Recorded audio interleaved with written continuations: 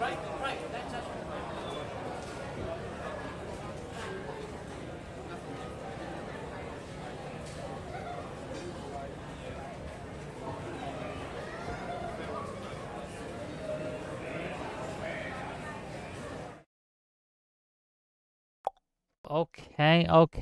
I've clicked all the buttons. I've dialed all the knobs. I think we are live. Welcome, one and all, to yet another episode of WIC TV. It's a cross-ideological space where we come together to talk about issues, both political and cultural, from the silly to the serious. And gang, we got a bit of a show for you tonight. Hassan has been banned for about 24 hours from Twitch for mishandling terrorist propaganda. And with the tragic and senseless violence and murder of the 2 embassy workers, once again, we're here to talk about free speech, its limitations, if any, and stochastic terrorism. And we've got a great set of guests to do that. I'm going to give them each a chance to kind of introduce themselves, give a little a brief intro on their thoughts, and then we'll get into it, gang. And remember, if you enjoy my content, as always, hit that like button, hit that subscribe button if you're on YouTube, if you're on Kick or Twitch, click the follow button, and you'll always see me. With that said, let's give the mic first to first-time person on my show, Misfit Patriot. Welcome. Thanks for coming, and tell people a little bit about who you are, why they should listen to you, and what are your thoughts on all this? Go ahead. Yeah, thank you. Misfit Patriot. I talk about I do political commentary with a focus on calling out the extremism on both sides. So I'm not necessarily well liked by my side or some of the people here, because I'm just completely unfiltered and uncensored. I was on a debate with Wick, and the person that he was with was just nonstop talking, so I made this thing called the Pisco timer. I don't think we're going to need that today, but yeah, that's me. Welcome to the show, and it was a raucous one, and thank you for agreeing to kind of show up. We'll see. Mhm. Notsoerudite, go ahead. Hello, everybody. My name is Notsoerudite. You can find me everywhere under that name. Some of you might know me from Bridget's podcast. I'm back, baby, I guess. I haven't really streamed much in the last 2 years, so I'm trying to be a little bit more considered in that. And thanks for having me, Wick. Always a pleasure. It's nice to have you back. We've missed you. So welcome to the show, and we'll get into it, I'm sure. It'll be a fun discussion. Last but maybe least, I'm not sure. Soypill, go ahead. Tell people who you are, what you do, and I'm the Soypill. I make video essays. Sometimes I stream and call congressmen slurs. I am here to talk about stochastic terrorism. So yeah, I'm excited to do that. Okay, I guess I'll start with I guess what's most recent in the debate sphere. Hassan's ban. Do you think Hassan should have been banned for talking about the terrorist manifesto, or the terrorist manifesto that he read on stream, the shooters, to be clear? Do you think he should have been banned for that? Why or why not? Do you think that was a righteous ban? What do we think? Go ahead. Was he banned or was he temporarily suspended? It's temporarily suspended. 24 hours, yeah. That's what that means, yeah. Yeah, so it's not banned. Sure. It would be lovely if we lived in a world where there was no. Do you think he should have been banned? I don't know I know that he read something. I don't know exactly what he did, but I know that every platform has these community guidelines, and people get temporarily suspended all the time. I don't like it either. However, the way you're framing it makes it sound like he didn't do anything wrong. He was just exercising his First Amendment right, and the government took away his voice. It's not what happened. Apparently, he was temporarily suspended. He might have broke the rules. He might not have. I don't know exactly what he said or why, but he didn't get banned, so let's not say that he got banned if he didn't get banned. He got temporarily suspended. He got a 1-day timeout. X has given me 1 week timeouts because I said to Nikki Haley, I hope you get bed bugs, right? It was stupid, but it's just how it's how the internet works.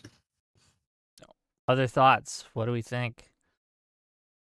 I mean, of all the things that Hassan could be banned for, I don't think this one was particularly bad. I say this also in ignorance. I haven't seen the clip on him reading said manifesto. I did read said manifesto, which is honestly, other than the fact that it is, used to justify horrible murders, like the prose and what it is itself is not particularly egregious. It's not calling for like other people to, well, I guess that's arguable, but it's mostly just like, hey, here's the description of what I think is happening, and then overall I think this justifies what I went and did, which compared to a lot of manifestos I've read is not nearly so bad. I don't think it's that bad, but depending on how he handled that on stream, maybe he should have been banned for that. But given the other stuff he's done, it seems like not one of the more egregious things to be banned for, which is interesting. Any thoughts, Kyla? Yeah, so I think we need to be specific about. So I'm so tired of like taking Hassan's narrative of what happened and be like, that's why. So like Hassan says he got banned for reading the terrorist manifesto. If anyone's actually watched the clips of him reading the terrorist manifesto, it's possible that it was for reading it. It's more likely the fact that he does like a lot of that, like, you know, when Nick Fuentes will be like, look, Adolf Hitler was a great painter, right? It was a lot of that behavior, right? So he never said it's okay to go and kill Jews, but he said, well, this guy isn't really a neo-Nazi. And, you know, the narrative around people, you know, this manifesto writer, he's pretty reasonable here. He's look, he's such a good writer. His prose is great. And using that to somewhat, I'm sorry, I'm trying to like fix this bright light going on. Okay.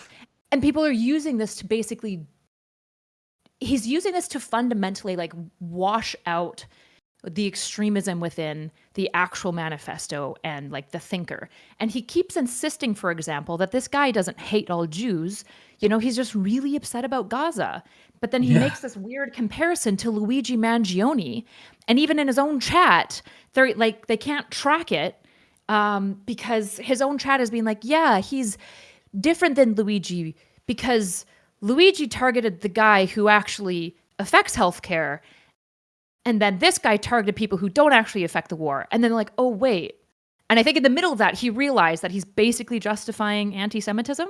And then he's like, yeah, anyways. So I actually want to push back on that, Kyle. I mean, like, what's based on what I read, I don't know this guy's whole motives. I just read the manifesto. It did not seem particularly anti-Semitic. It seemed like a totality of all the things that I would say most of the left wing thinks now, which is Israel's actions are abhorrent. There's peaceful things are being tried. None of this is working. Now, correct me if I'm wrong because I don't know. Did he target these two individuals specifically? No, he went in to kill more than just these two people. His gun ended up jamming.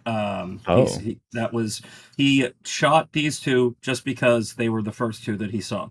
Right, which is why it's so ridiculous, right? Because it's he shot them, and then his the girl that he shot, I can't remember her name, Sarah, I think. He shot her once. She was crawling away, and he went over her body and shot her in the back a second time. Right. So it was execution style, and his gun jammed. This is per the reports that the police put out. So for all we know, he was going to kill 15, 20 more people. Mass shooting as much as he could. Yeah, but it's just his gun jam. Here's the reason why this is anti-Semitic. I would agree that if you read the manifesto, it's never explicitly anti-Semitic. It's always baked into anti-Zionist talking points. The issue is that what he did is he went to a Jewish embassy and just shot random Jews.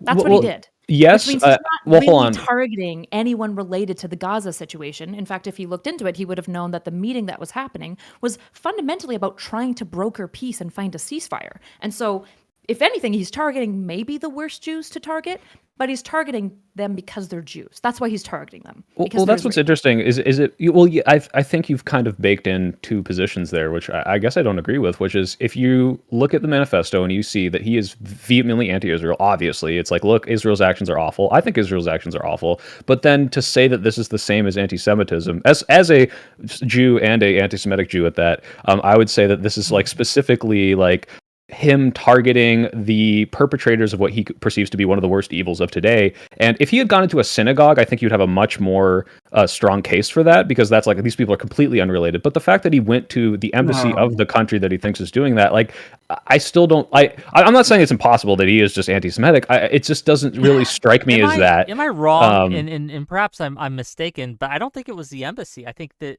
embassy No, workers it was were an at an event. event outside a Jewish museum. It was like, Sure, sorry, literally- excuse me, the museum. I Yes, don't think it was at a the embassy. It was a Jewish youth event. He was going there to kill Jews. I mean, let's not play this game of Zionism versus Jews, right? Because 80 to 95% of all Jews are Zionists, right? So if you hate 80 to 90% of a people group, you hate the people group, all right? And there's people that are like, I'm Jewish and I'm anti-Zionist. Okay, are you a religious Jew? Are you an ethnic Jew? Because there's a big fucking difference, right? For sure. Religious Jews, they say that the numbers are upwards of 95%, like actual religious Jews. With actual ethnic Jews and Israelis, the number's very high. And then there's this polling and demographic of young Jews, right? It's basically secular Jews who are only ethnically Jewish, and those are the high number of them are becoming more and more anti-Zionist, which is it's really conflating two different things, right? There's Jews and there's Jews. Right? Like there's people who just have a Jewish mother, Jewish family, Jewish ethnicity. That's and me. then there's that's probably you. Now, this guy went to a youth Jewish event, and he didn't target. I don't think that he was going up to people like, "Are you Jewish?" and then pulling the trigger. He was going there because it was a Jewish event. Period. Right? There's no justifying it away. And his manifesto, which was talking about how you need to actually enact violence in order to enact peace, is bullshit. It's terrorism. Right. It is 100% terrorism. But I want to be super clear here. The reason I'm even pushing back a little bit is because I've seen the big difference between someone who like ostensibly is like, hey, every Jew is bad, like these like super far right, like Nick Fuentes' types. And I'm not saying that I think that there's clearly a distinction between I am against, like, tell me if this is crazy. If I'm just a average American, I'm not bought into all this internet crazy politics, and someone comes up to me and says, hey, look, the Israeli state is doing this in Gaza, regardless of whether or not you think it's the worst thing in the world, doesn't matter. They're just like, hey, this is what's happening, this is how many people died, and this is how many children died. And then I say, wow, I really don't like the state of Israel. Would you consider that anti-Semitic? Because I think there is baked into that a lot of anti-Semitic people, but I don't think that inherently is anti-Semitic, and I think a lot of people will criticize the state of Israel for its actions, and because it is the Jewish state, they get to hide behind that label of anti-Semitism, which I don't think is always the case. And not to say that there's not anti-Semitism painted at these people, because there absolutely is. If you're just, I don't like what Israel's doing, I don't think that is inherently anti-Semitic. This guy might have been. But before you respond, just real quick, before you respond, I just want to remind people, like, this isn't the core of the discussion and the debate. I mean, obviously it relates to it, but I just want to just kind of after you guys have this back and forth, I want to try to get us back a little. Let me just do one quick response, then we can move on, because I know you really want to talk about the free speech restrictions on people. So here's the thing. There's this word game that's going on between people who are they're like, I'm not anti-Semitic, I'm anti-Zionist. I just don't like what Israel's doing. I just. And you may be right that there are some people who feel this way. So there's some people who are like, I don't like government corruption, I'm anti-war, I'm a libertarian, this, that, and the other. The vast majority of people that have adopted the cause. So if you have a big tent filled with a bunch of people who hate Jews, and you're in the tent, but you're going, I don't hate Jews, right? It's like, hey, but you're going to be lumped in. It's the same thing that we do with everything else, with any type of tribe. It's like, oh, all MAGA's racist, or all this or all that. And you go, but I'm not. Oh, but all these other people are. You're viewed by the company you keep. That's all I'm trying to say. And we can move on to the free speech thing. Well, do you can I ask one real quick clarified question? Because I want to get on. Or maybe on you can. Right. Okay, fine. Go first. Fuck it. Well, yeah, I guess my to just take this to the absurd extreme, like, does that mean that because, like, anti-Semites will always hate Israel, right? Because they hate Jews and it's a Jewish state. Does that mean that no matter what Israel would ever do, like, even if they nuked Gaza, or if they, were like committing like literal Holocaust level, like, I am putting all of these guys into camp, we're just gunning them down, 10,000 a day, like, would criticizing that no matter what be anti-Semitic? Like, are they immune from criticism? Is what I'm asking. No. I've criticized them before. I'm a theological Zionist, so I only support the Jewish people. I don't support a state or a country of Israel. However, I've also looked at this evidence. I've followed people like John Spencer, military experts who are covering this war, and the way Israel is handling it. It's not this genocide that everyone keeps saying. Now, you can have that opinion, and that's fine, and you can criticize Israel's actions, like allowing certain things to happen. I mean, I don't want to get into the specifics because we'll go down a rabbit hole, but I think that there's corruption in every government. I think that Israel is a government, and I think there's corruption in it, right? Sure. That being said, they are no more or less corrupt than our own government. They are no more or less corrupt than many other governments around the world. The hyperfixation on Israel's response to a terrorist attack where they raped and murdered 1,200 people, it's just bullshit. Right, we had the World War II, like the Allies with the Royal Air Force bombing Hamburg, Germany, 9,000 tons on Hamburg, 250,000 displaced, 40,000 dead, 40 more thousand injured.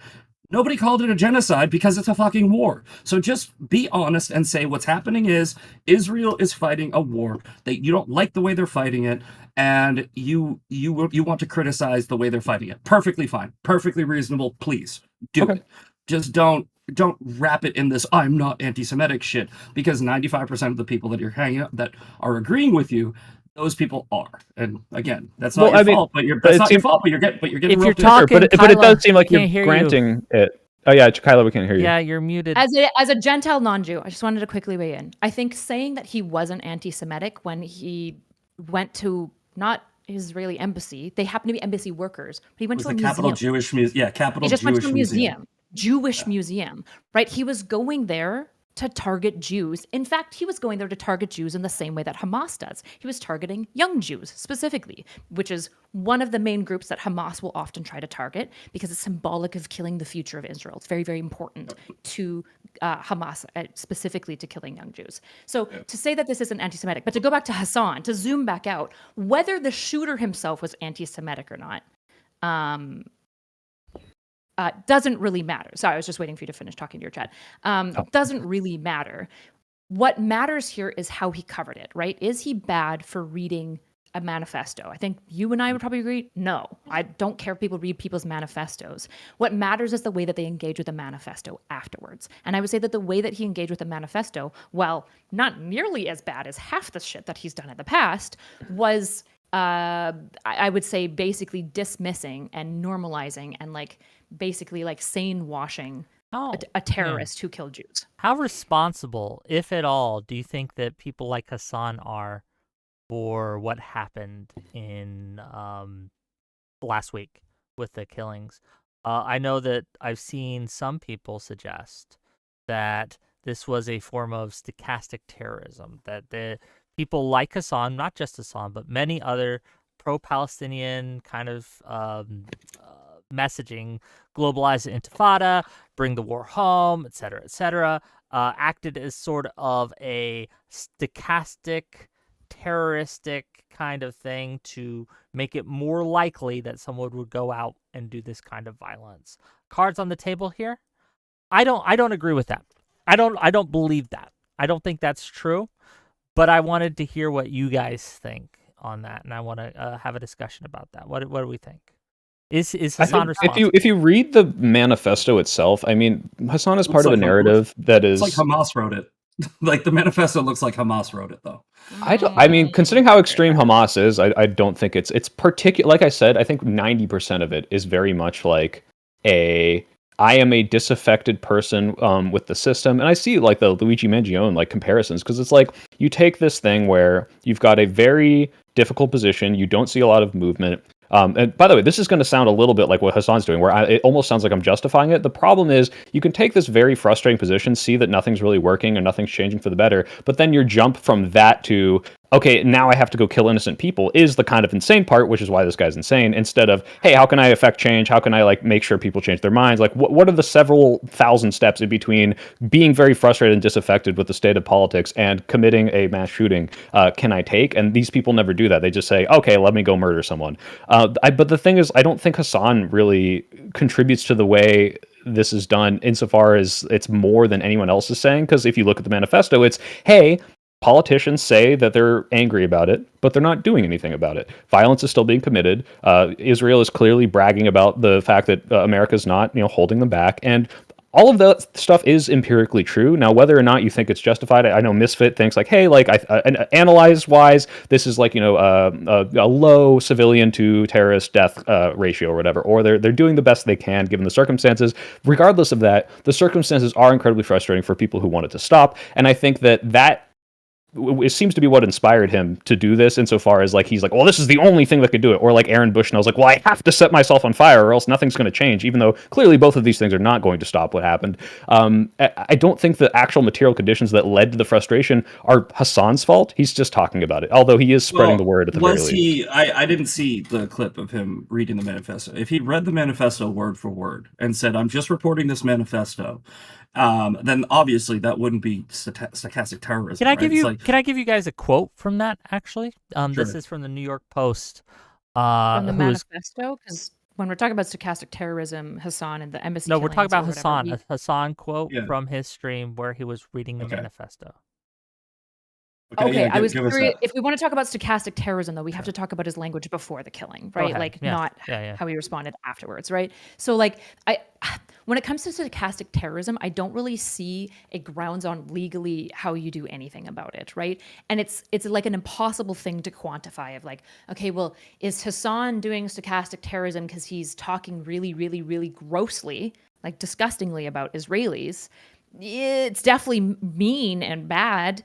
What about Noah Samson, who basically walks you all the way up, talking about how we have the means to basically go and kill like Raytheon owners and like military industrial complex workers, right? Is that stochastic terrorism? That's probably more in its ilk. But again, even if Noah Samson's viewer goes out and kills a Raytheon worker and cites Noah Samson, I don't know legally on what grounds we go, you're at fault, and now we can like criminally or civilly charge you. I don't know. It's calls to violence in the same way you violate the First Amendment. If someone says like, no, so sorry. So like, say someone says something like, wow, the Second Amendment people should do something about that. That is clearly like, I am implying that someone with a gun should go and do something with a gun to this person. I think that is criminally chargeable, is it not?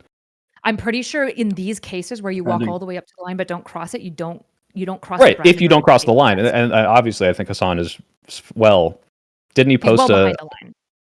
Has he not posted a picture of the gun used to kill Shinzo Abe in response to a senator saying something mean? He has. The issue is how do you criminally and civilly persecute this to say he's now at fault if somebody went and killed that person? That's really tough to do. I genuinely don't know how you do it. I think the main issue is a lot of people, not just Hassan, there's a ton of people on the internet who try to toe this line, and they know exactly what they're doing. Like we mentioned earlier, the from the river to the sea, right? It's like there's a lot of people that are like, that's just free speech. And I'm a free speech absolutist, but one thing I don't endorse is, openly supporting terrorism and calling for genocide. I don't think it's free speech.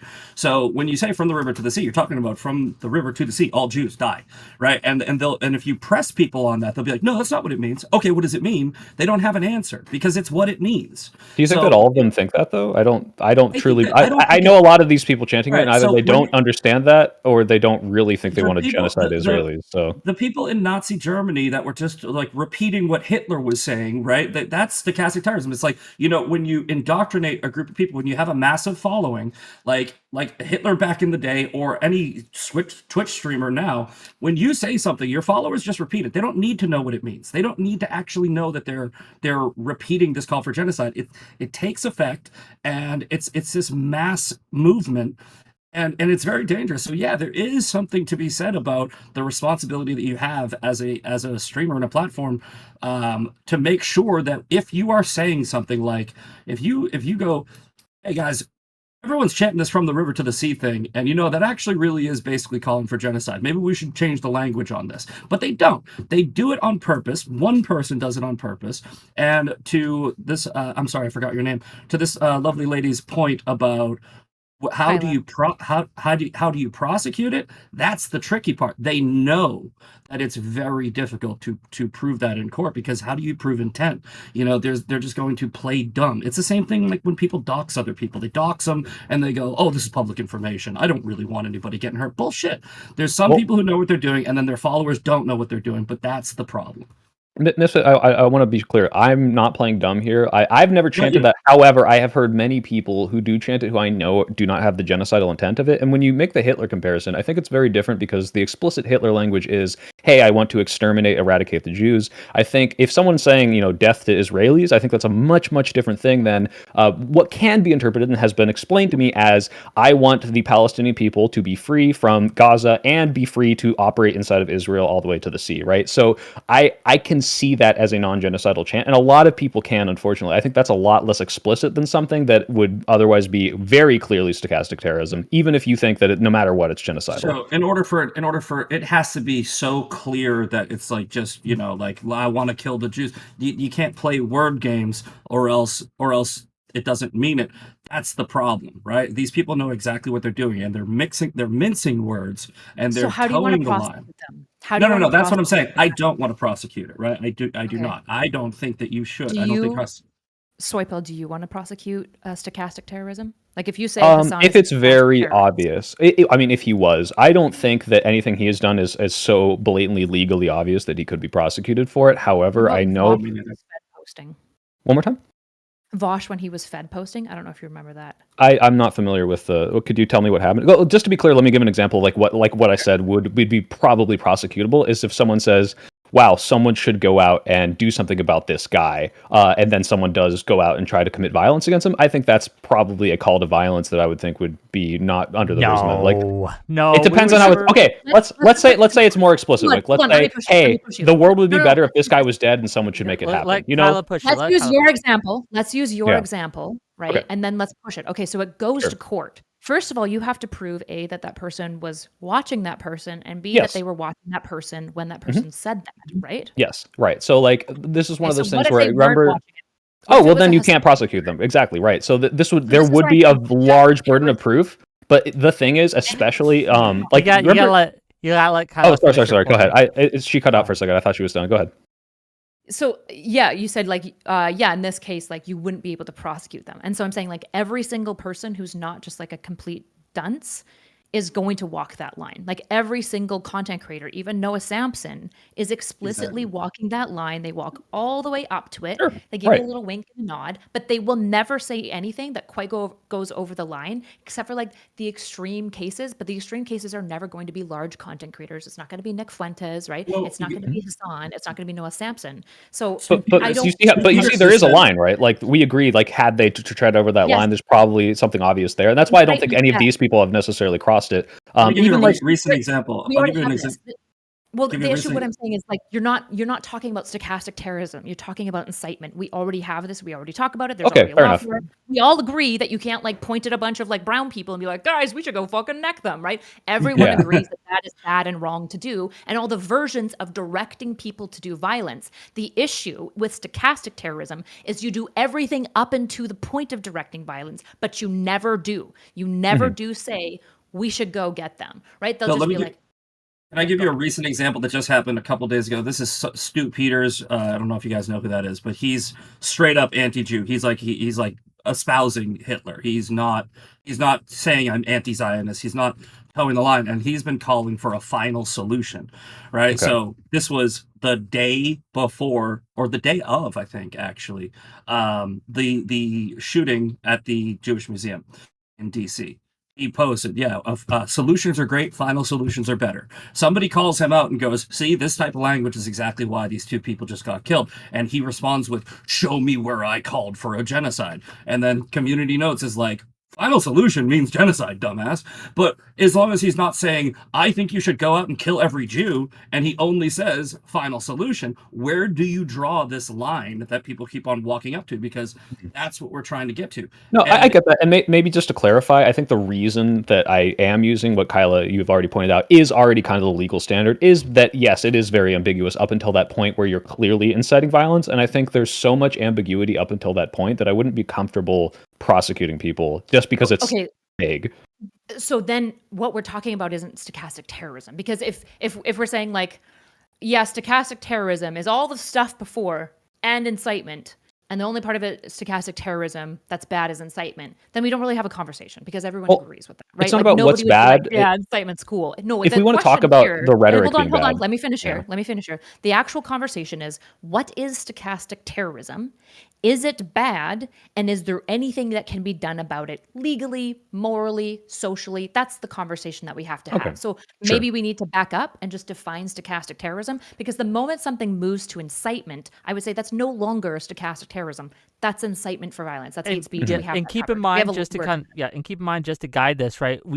You can be against something and not think it should be prosecutable, right? So I can say, well, hey, I understand that there are reasons why we can't codify this into law, where we say, okay, now we can prosecute you for XYZ, right? But you can say, hey, when I see it, I can condemn it. I can platforms can ban it, perhaps, or we can say, in my community, we don't want this kind of shit, and if you do this kind of shit, you're gonna be kicked out. We could do all sorts of things other than prosecution. Let me read a couple of these super chats, and we'll get right into it, because I think that was a good reset point.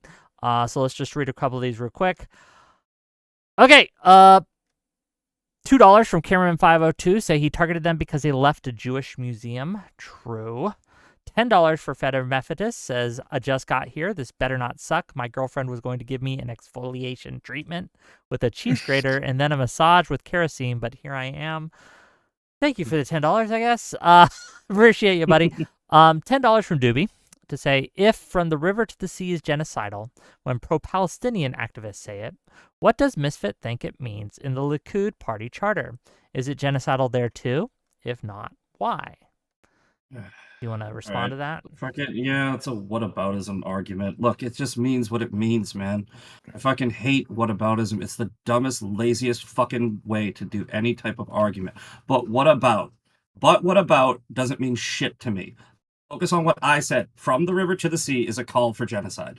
Period. It's what it is. Whether or not people mean it that way, whether people don't understand that they're saying it that way, it's what it fucking means. Right? So I don't want to hear bullshit about the Likud party. I don't want to hear bullshit about, but what about MAGA saying fucking the Muslim ban? I don't care. Focus on the fucking argument.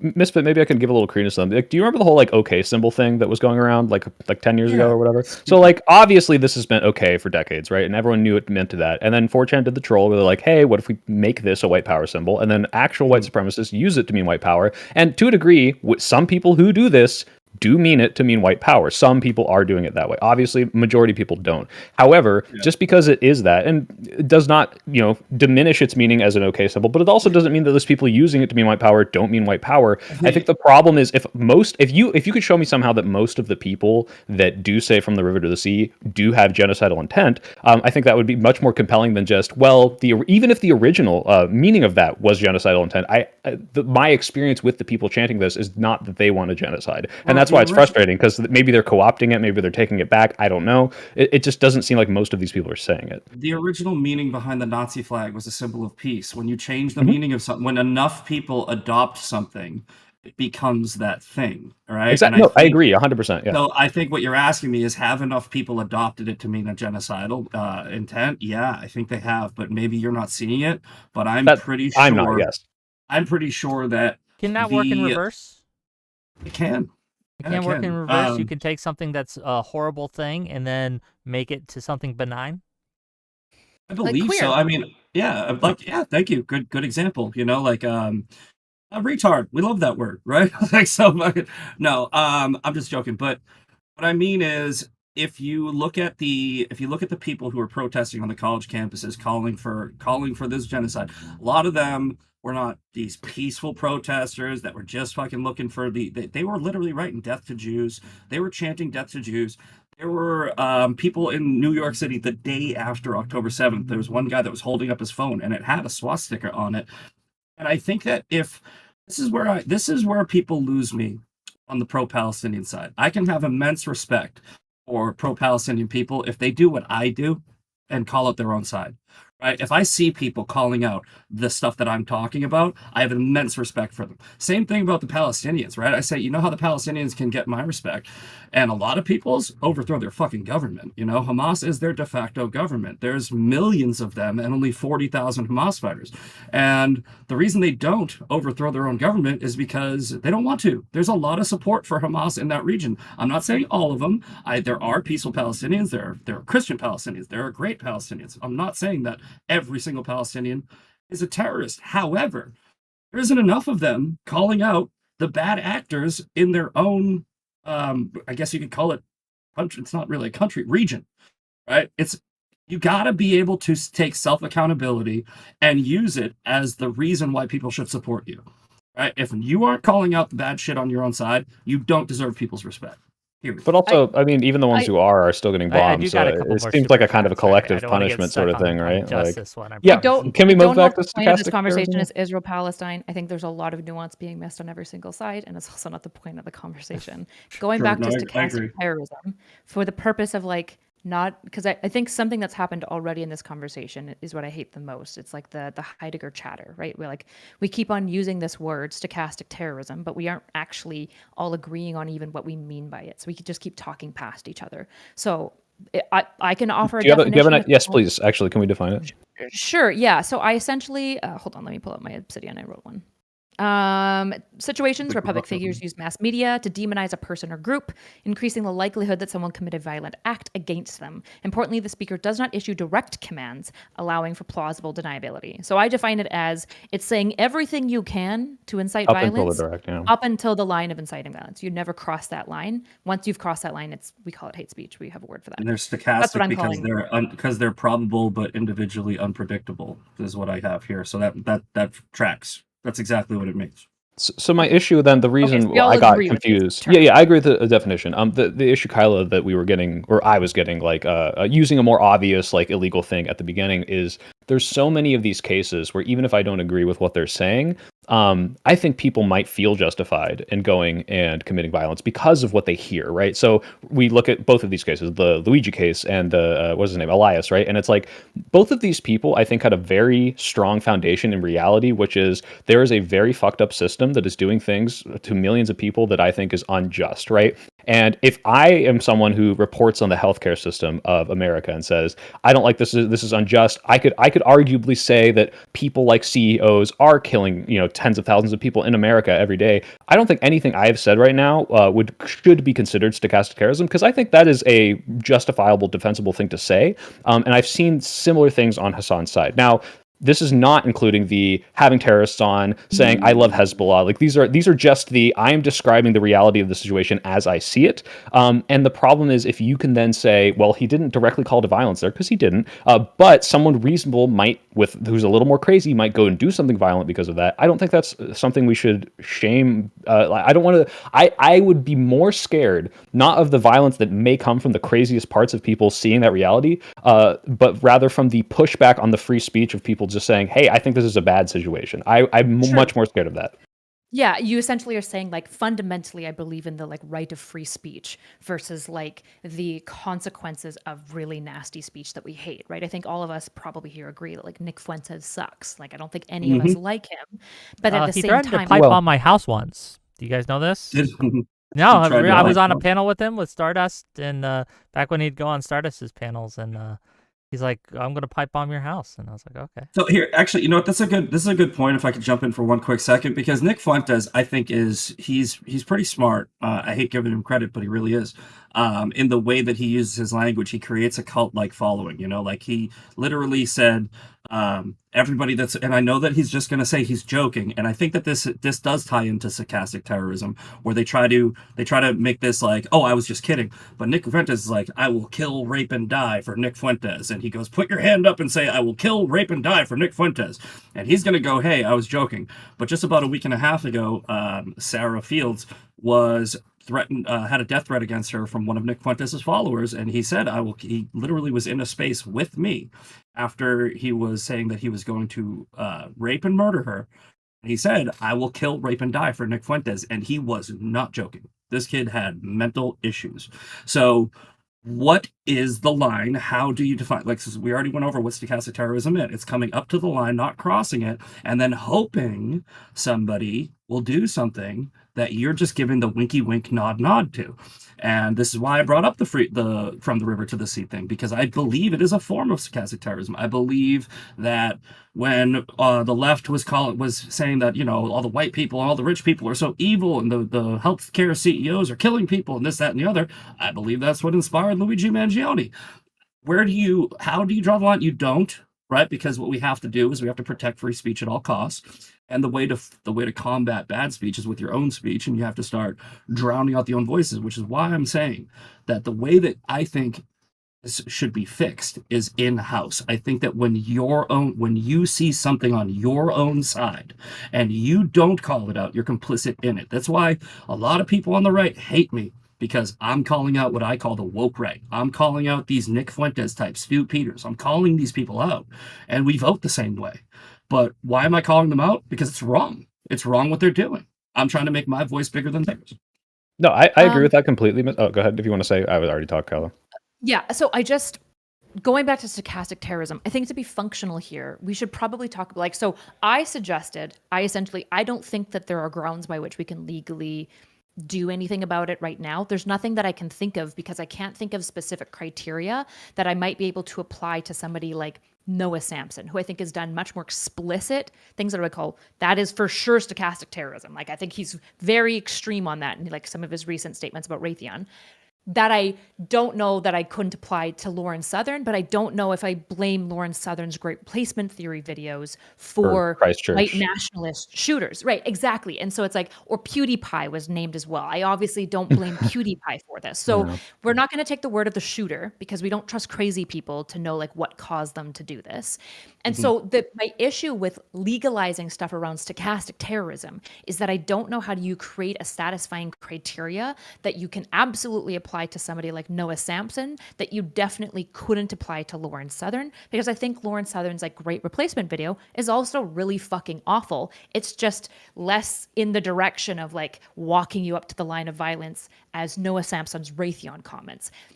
But again, like, what are the Raytheon comments? I haven't heard them. Could you tell them what are they? I'm gonna butcher it. So I'm gonna give you the gist. Somebody might correct me in chat.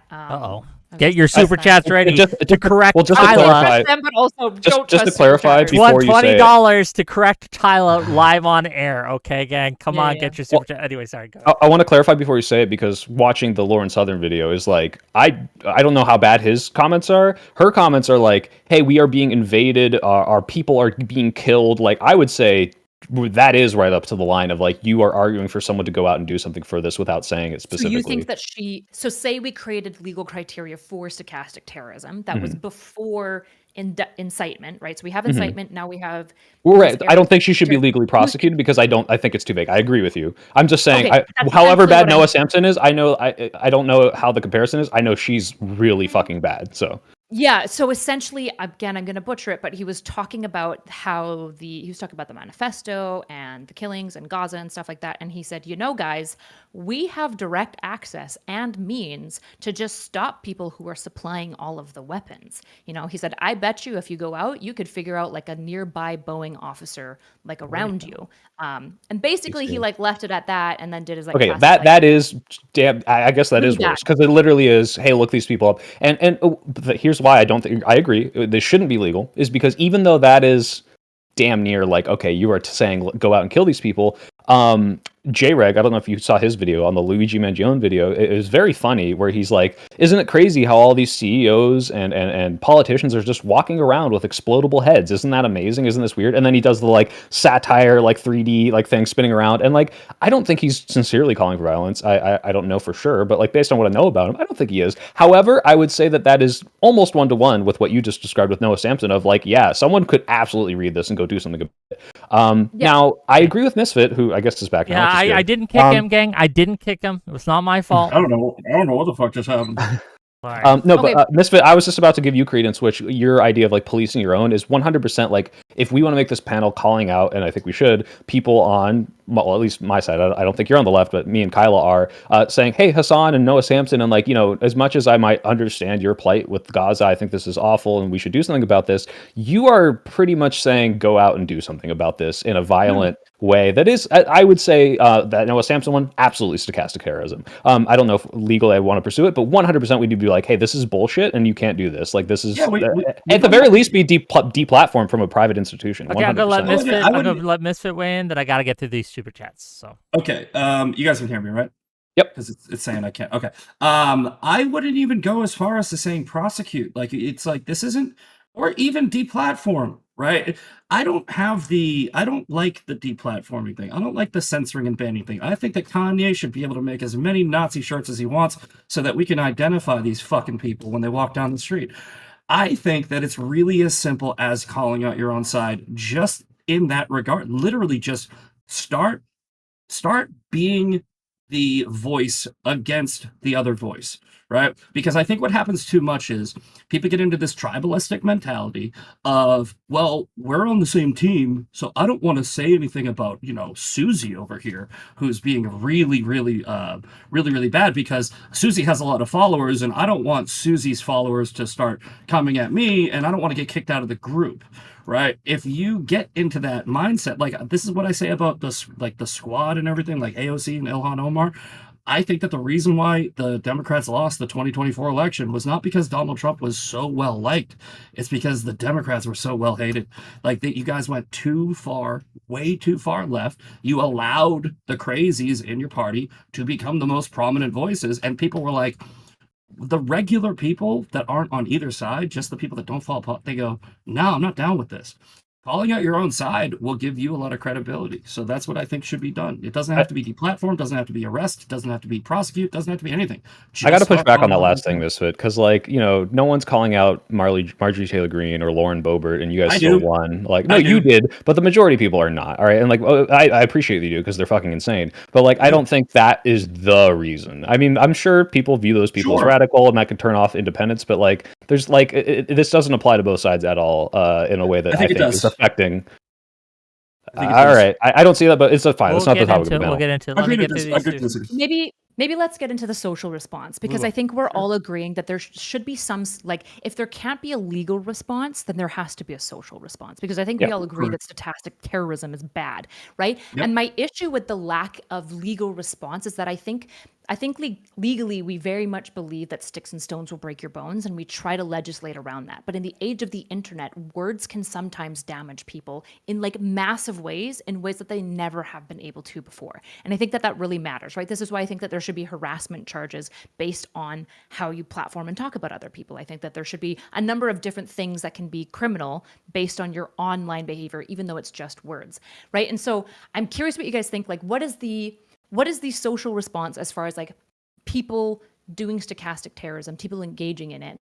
Like, for example, when I look at somebody like Nick Fuentes, if I knew that somebody ran into him or they confronted him at some sort of event, like a Jew, and were getting big and mad, and then they punched him in the face after they started fighting a little bit, I would still think that the assault is wrong, but I think it's way less wrong than if that Jew went up and punched a random person or even just a random Nick Fuentes. Because I think in many ways, Nick Fuentes is almost permanently existing in a state of provocation. Are you doing a stochastic terrorism right now? Not even joking. Like, isn't this kind of the same thing? Like, you're saying, look, I don't advocate the violence. However, I think it would be less bad than this thing. I think there would be completely understandable given Nick Fuentes' background. And by the way, I'm not saying you're wrong on any of this. It's just, this is exactly it right now happening in real time. I don't know if you were doing that on purpose, right? Like that is kind of, someone's going to hear you say that and there's a good chance they might go and punch Nick Fuentes, like, right? Sure. I just would also say you should go to jail for it.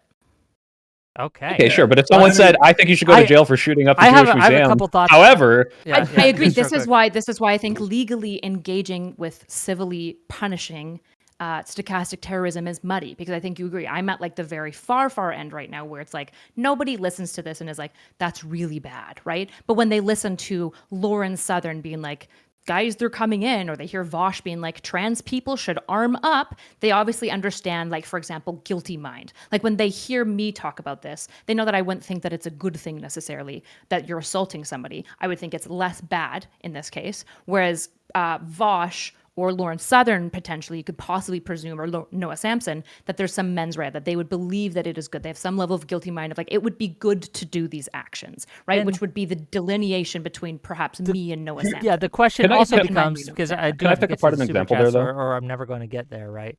But the question also becomes, on that vein, is it always wrong to call for someone to, like, shouldn't we stop bad things? Like, if there is a horrific event going on and people are engaged in a horrific act, should you not call upon others to stop that horrific act? Right? Well, that's a very vague statement. But I see what you're saying, Wick, but it's very vague, right? Because that could be like, hey, because by the way, I think I super chatted Vosh about this back in like 2019, where he was watching the Steven Crowder. Super chatting Vosh and not Wick? In 2019. Wow. I didn't even know who you were, Wick. I'm sorry. So like at the time, he was watching a Steven Crowder video, and he was saying, I think this is 100% confirmed. He said, man, like someone, like this guy should die, or something along those lines. If not, also like it sucks that like shootings happen at other places, but not places like this where he's doing this, like, you know, open panels or whatever. And I'm like, yeah, that's like clearly like calling to violence, or at least like, you know, some sort of stochastic thing there. And I said, I don't think you should do that. But I don't think that's on a very different side of the spectrum of like, hey, like if there was someone like the government today in California was rounding up my friends and shooting them in the street, and me saying like, hey, someone should go stop this. I think that's much more justifiable. And to just say like, should we not advocate for bad things to stop? I think there's a huge gap between, you know, Ben Shapiro says bad things and someone should stop him, and hey, someone is killing my friends and someone should stop him, right? There's like a huge difference there. Can I really quickly pick apart, Kyla? I'm curious because you lumped in. Can you hold on to it? Can you write it down? Because again, people are paying me I got it in my brain. Chat, Go ahead. And they make money. I can't defraud my customers. Okay. $10 from Doobie to say he targeted an event held by a pro-Israel lobby organization that has been fully in support of Israel's actions in Gaza. This wasn't about anti-Semitism. Reducing it to that is dishonest. I'm just going to go through them, then we can respond to them, right? $5 from Old School to say ask Erudite or anyone to define what a stochastic process is. No cheating. We'll get to that, right? $10 from Doobie. Quick reminder that Misfit, the guy pearl clutching over responsible language, is the same idiot who posted, "I'm okay with as many dead kids as it takes to stop Hamas." Then $10 more to say, to be clear for everyone, Misfit thinks from the river to the sea, this guy doesn't like you, is genocidal. So he thinks Likud is a genocidal party. They run Israel right now. He supports them. Is this stochastic genocide? And then finally, from $5 from Old School to say the way Kyla defines stochastic terrorism shows that it's nothing more than a meme created to further undermine the free speech rights of those we don't like. And then $2 from Testicle Johnson. George Bush did 9/11. Thank you for. Yeah, I'll address the one directed at me, because it's so funny. I love that I have to keep on. I'm not defending. I love that I have to keep on explaining this this tweet, because, you know, I did it for the purpose of ending the struggle session, where people just keep on going, are you okay? Are you okay with Israel killing kids? Are you okay with Israel killing kids? And eventually I just went, you know what? Fucking, yep, I am. And here's why. And then they obviously leave out the whole, you know, multiple paragraphs I went after. The comparison I was making was, yes, I'm okay with it. I don't like it, right? Just like I'm okay with how Nagasaki ended the war and saved more lives in the long run. Just like Operation Gomorrah in Hamburg, Germany, like I just mentioned earlier, was the right thing to do, targeting civilian areas. I don't like it. I have never called for, I have never endorsed, I have never relished or joyed in the fact that an innocent person is dying. But if you are constantly doing this struggle session with us, going like, and I know it's emotional blackmail, I'm eventually just going to pull your card and go, yep, I'm okay with it. Right? And that's all that was. But it's not even, I'm not backpedaling. I said it. I meant it. I am okay with it because I believe that Hamas is an evil organization. And if it is not stopped at all costs, then more people are going to die. So in a pragmatic way, yes, I'm okay with it. Do I like it? No.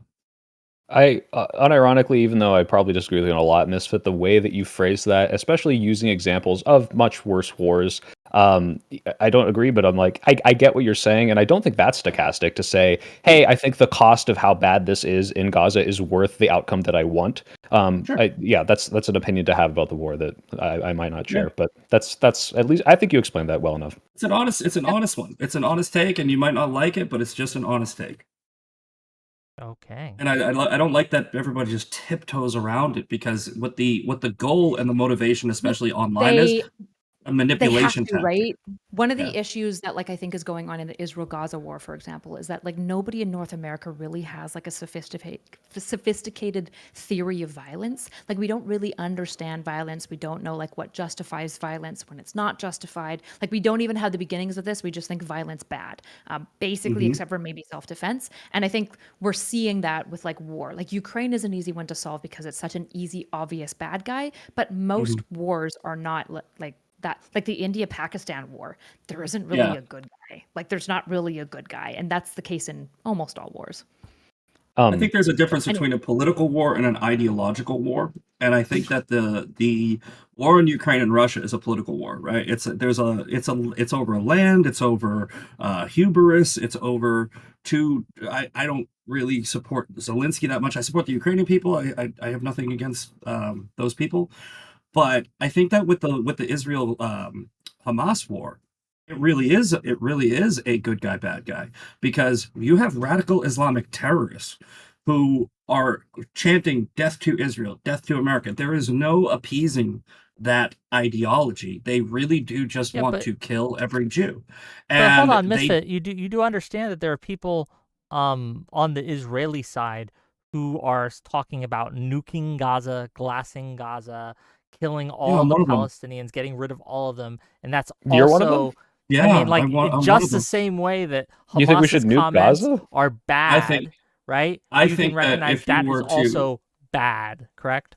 no, Wait, I want to hear. I want to yeah, hear him explain. Yeah, yeah. I'll make the same We're never argument. going to talk about stochastic terrorism, by the way, guys. I know, I'm sorry. I'm so like Again, it was. I It my was question so will bring it hard. back, but I want to finish this because this is Yeah, very it's just interesting that so he wants to hard to nuke Gaza. separate the. Yeah, but go I'm not ahead, saying and then I we'll want. get I'm back. not I'm saying. sorry. Yeah. I'm not saying I want to. What I'm saying is and I've made this tweet as well, which I will defend. I said the logical thing to do, not the moral thing to do, the logical thing to do after October 7th was to nuke Gaza, right? And I'm saying logically. I'm not saying I like it. I'm saying if you think about it, that would have been over, right? It would have been horrible, but it would have been over. Instead, what we have is a year and a half of brutality, right? Versus one event, which would have been brutal. So no, I did advocate for it. I take it back. How, I don't think. how, I don't how think can they you should have. not call it a genocide when you have those statements, though? Yeah, If you're like literally, that would be better. This is the problem with using the term genocide. Okay, if you use the term genocide, you have to understand what genocide actually is, right? Genocide is Mhm. trying to eliminate a people group, right? It is Right. the systematic eradication of a people group. Hamas is not a people group. It is a terrorist organization. It's not a people group. They Sure, but don't want but if you Israel did the does not whole Gaza, that's all the Israel does Palestinians, right? not Israel does not want to kill Palestinians. That's the problem. No, If no, they I'm wanted okay. to, Whatever. they could have. This isn't the topic of the debate. We'll I'll go back to my we'll go back. question. So Kyla, one of the examples you brought up, because you did Lawrence Southern, Noah Sampson, both of those seemed really bad. But the specific Vosh one, I gave an example of which I think is a bad Vosh one. But the Vosh one you said of trans people should arm up. I've said similar comments in the recent weeks, because I think that what's happening right now in the government is very scary, and I think that there's a very justifiable fear of people like door knocking, overstepping their bounds, and like a fascist like kind of a takeover of an oppression of minority groups. And I think there's nothing stochastic necessarily about saying, hey, you should arm yourself just in case. Especially if you add on, I don't think people should be going out and committing violence against the government right now. I think this is incredibly unhelpful. If you look at this Elias Rodrigo situation, not only are they going to be using this to persecute people who say free Palestine now, or who wear the keffiyeh, but it's just, this didn't move the needle, I think, at all. Sure. But to also say you should arm yourself, do you think that's stochastic terrorism? No, because I think terrorism is a key part of stochastic terrorism. Like right, when we're talking about terrorism, there's an element of using violence to intimidate and targeting civilians is a really key part of typically terrorism, right? Right. So like when you're talking about army, but the reason I bring up the Vosh example is on the continuum of stochastic terrorism. A lot of people might claim that Vosh is doing he's the stochastic terrorist here, right? And so I think this is why we have to kind of have better conversations about this concept, because I think if we're going to wield this word and make it punchy and meaningful and essentially say you're being a terrorist, right? Let's like remove the sarcastic part. You're being a terrorist. You're just not killing civilians.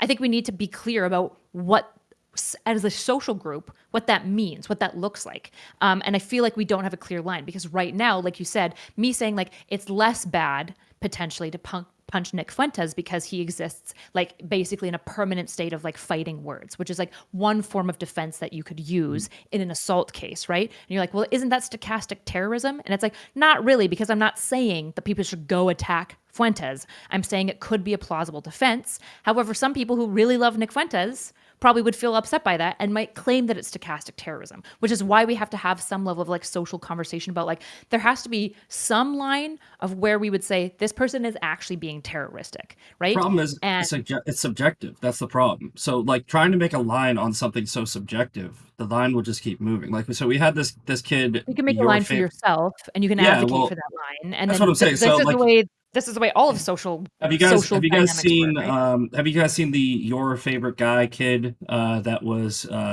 advocating for the shooting after the fact, and he said it was an act of resistance. He was essentially using Hamas language. Like he goes, no, this was an act of resistance. This was not an anti-Semitic attack. This, that, and the other. And he's like, and we need to do more to stand up and fight against these Zionists, right? And I think that would be definitely a clear stochastic terrorism type of post. Sure, yeah. The Taking a problem, violent thing and saying do this again, like 100%. yes, But if that might be Kyla's thing of this is already over the line of this could even be perceived as Look, illegal, I think right? that like I think that oh yeah, like, the FBI is I going to be just- the I FBI hate is going to be this- going to his house. I hate this subjective argument because I think all it does is it like turns our brains off to be like, well, I guess we can't really decide and think about it. And it's like, you can't. Things can No, I be want to. relative, right? Because what I'm saying isn't subjective, it's relative. Fundamentally, what I'm saying is it's relative. Like in the case of Nick Fuentes, I think we have enough patternicity of his behavior, his rhetoric, his actions to suggest some level of mens rea, where like he is knowingly, intentionally, and like For sure. explicitly trying to Hey. radicalize people because he hates Jews and he's willing to lie to them to do this process because he believes in like a number of horrible fucking awful things, and he would probably be okay with harming civilians for his like glorious Catholic monarchy revolution, whatever, right? And Well, so Nick what we Fuentes have said, to do, go just ahead, hold sorry. on. When we're talking about this, we have to essentially establish what is reasonable belief. Because I don't think anybody reasonably would listen to me saying, like, maybe one of the ways that you deal with stochastic terrorism is that you basically say that somebody like Nick Fuentes is in a permanent state of being provocative, right? And that matters if somebody does an assault on him because it would weigh in on the court's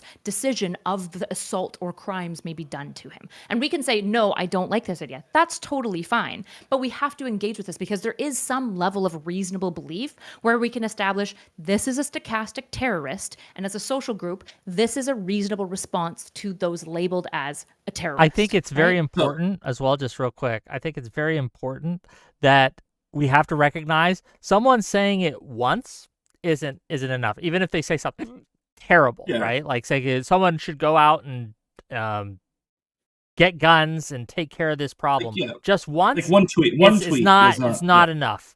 There are Why not? people, the people I'm talking about, the people I think that are more concerning are the people who are doing it over and over and over constantly. Sure. Hassan. But the one time is bad, right? Like Well, the one time is bad, but like so Nick Fuentes said about me. This is something he just did last week. He said in a better society, Misfit Patriot would be murdered by his government. That's like, and because I called him out, right? Yeah. It also Nick- depends if one time is bad, if we've agreed on what one time even means, right? So you said what I did is stochastic terrorism. I reject that Potentially. because I think it's a deeply watering down of the term, and I want the term to mean something. I want it to mean something when I say this person is being a terrorist, right? And I don't want it to just mean somebody being like, I kind of get what Luigi Maggioni did. I don't want to call that person a terrorist. I think it's stupid and it wastes the word, right? And so we do have to create a reasonable belief of what is bad enough that we call this person a terrorist. We do have to do that. How can I bet we couldn't even get all three, if not four of us, to agree on a belief here today, that's which the is why it's problem. like I agree with you. Like obviously in even in legal terms, like there's a standard of a reasonable person would believe, like that's a thing that exists, that judges even then subjectively have to determine themselves. But there's something there where it's like, okay, obviously someone could see this, or like you can't claim negligence to a crime to not doing it. And in this discussion, I think there's a very good conversation to be had about how we're policing our own. And I think we can keep going example by example and say, okay, this one absolutely is, and we should call that out, and this one isn't. But is there really going to be a way where like, okay, the line is this specifically? Because I don't think there's going to be a way to do that. And that's what I was saying. I wasn't trying to like diminish or water down what you're saying. No, I'm saying that Soypill was. Sorry. Yeah, when I said about the punching thing. What I'm saying is when I said it's subjective, I wasn't trying to water it down, but it's a reality that it is subject to interpretation. And if you have something that's subject to interpretation, like the line that we're talking about, if it's not something that can be okay, so like murder is a very objective thing, right? Assault is a very objective thing. What right? about pornography? Pornography is a very objective thing, Is it? like it's Yeah, I mean, well, you could try subjective. to make the art argument, but no, pornography is pornography. Can you define it for me? I would say showing nudity online, right? Like, what about like a biology textbook? Is that pornography? If I took my shirt off right now, would that's why it's a little harder to define, I would say, than murder. To your point. All right, nudity with an erotic connotation, if that's intent. Better. Intent. Yeah, right? intent. Like pornography makes an intent. And yeah, I guess you could say that pornography is subjective. I will concede that argument. What I'm saying is, with the line of stochastic terrorism that we're trying to find, right? You can't find it because it's going to what you just said. Nick Fuentes, who deserves to be punched in the face, I don't think he should be punched in the face. He just deserves it. If you punch him in the face, he becomes a martyr. And people that follow Nick Fuentes and like Nick Fuentes will be like, you punched him in the face for no reason. How dare you? He's just speaking his mind. He's just having his First Amendment right. And then you have people on the other side that would be like, no, he should have been punched in the face. I'm one of the people who thinks that Nick Fuentes deserves a punch. I would never do it, and I don't think anybody should do it because I don't want to make him a fucking victim. I want him to keep talking, and I want people like me, you, and you, and you to talk against him. I think that the only way to combat these people is with your voice. So, can I use your example though? The Nick Fuentes example that you Kyla had. Kyla first, and then we'll go to Soy. Yeah, just to respond. So when we're talking about subjective, we are able to make determinations of subjective things all the time. Like a large portion of civil court is fundamentally subjective based on the judge and the jury with some level of like precedent and standards that we've erected over time. So just because something is subjective, it doesn't mean we can arrive at it. And I'm not saying to this panel, let's solve stochastic terrorism. But for example, one thing that I think is really important to do for yourself and for your audience is go, what is stochastic terrorism to us? Like, what does it actually look like? Does it matter that much? And the issue is that when we say subjective, then we also like create this excuse where we don't really have to wrestle with it. And I think the issue is that when it comes to things like violence, which is increasingly becoming an issue in society, we don't think about violence enough, and we need to. Really need to. I agree that I won't have the same line as Soypill necessarily, but it's reasonable to believe that they'd be a lot fucking closer than super far apart, right? I don't think you'd actually point at me saying it's less bad to punch Nick Fuentes and be like, that's a terrorist. I want to ask Kyla a question real quick, because we're talking about communities, right? And I don't know about you, Misfit, but most of us have communities online that we built, that we moderate to varying degrees with varying amounts of success. No Discord for me. Well, luckily for you, Soypill, Discord's horrible. Never have one. I guess my question for you, Kyla, would be if someone in your community were to say something like, you know what? I don't think what Luigi did was that was that wrong? And I think that we need more Luigis. Is that stochastic terrorism to you? Nope, not necessarily. I don't think that would be a terrorist at that point. That's not far enough along the line. Really?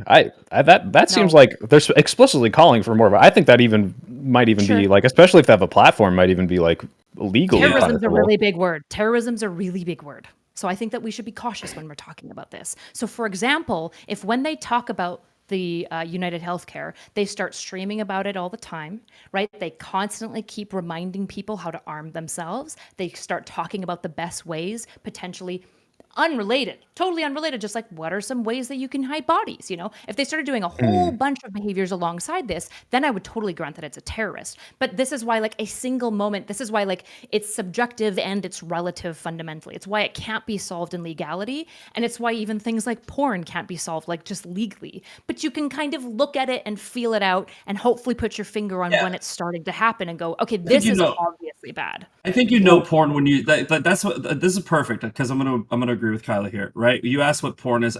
Porn when you see it, right? If you see a National Geographic article from like some tribe in Africa where the women aren't wearing shirts, you instinctively just know that that's not pornography, right? So but if you are scrolling online and you see an OnlyFans page and a girl is like, biting her finger and doing the fucking pose, you're like, that's porn, right? Well, and the problem, Misfit, is, I mean, and this is going to be a really dumb example, but like, I only know this because I've been on the internet so long. If you scroll and you find a picture of a very inflated Sonic the Hedgehog, you might be, that's a weird drawing. And yet that is 100% porn from DeviantArt that people jerk off to because they have an inflation fetish. But to call it porn explicitly relies a certain context and knowledge in the back that I don't think everyone has. And you gave two very explicitly obvious examples where I think there's a whole spectrum in between. Yeah, there could be a spectrum based off of fetishes, but I think that what we can do is use common sense to define traditional pornography and not get into that area of somebody could look at this erotically, right? Or just use the common sense examples of literally just a human being like naked ish or doing suggestive things, because like you scroll on Instagram, my Instagram feed is like I literally have to block these porn accounts all the time because Instagram has literally turned into an OnlyFans ad, right? Porn is anything I can it's algorithmic, it's based on your searches, right?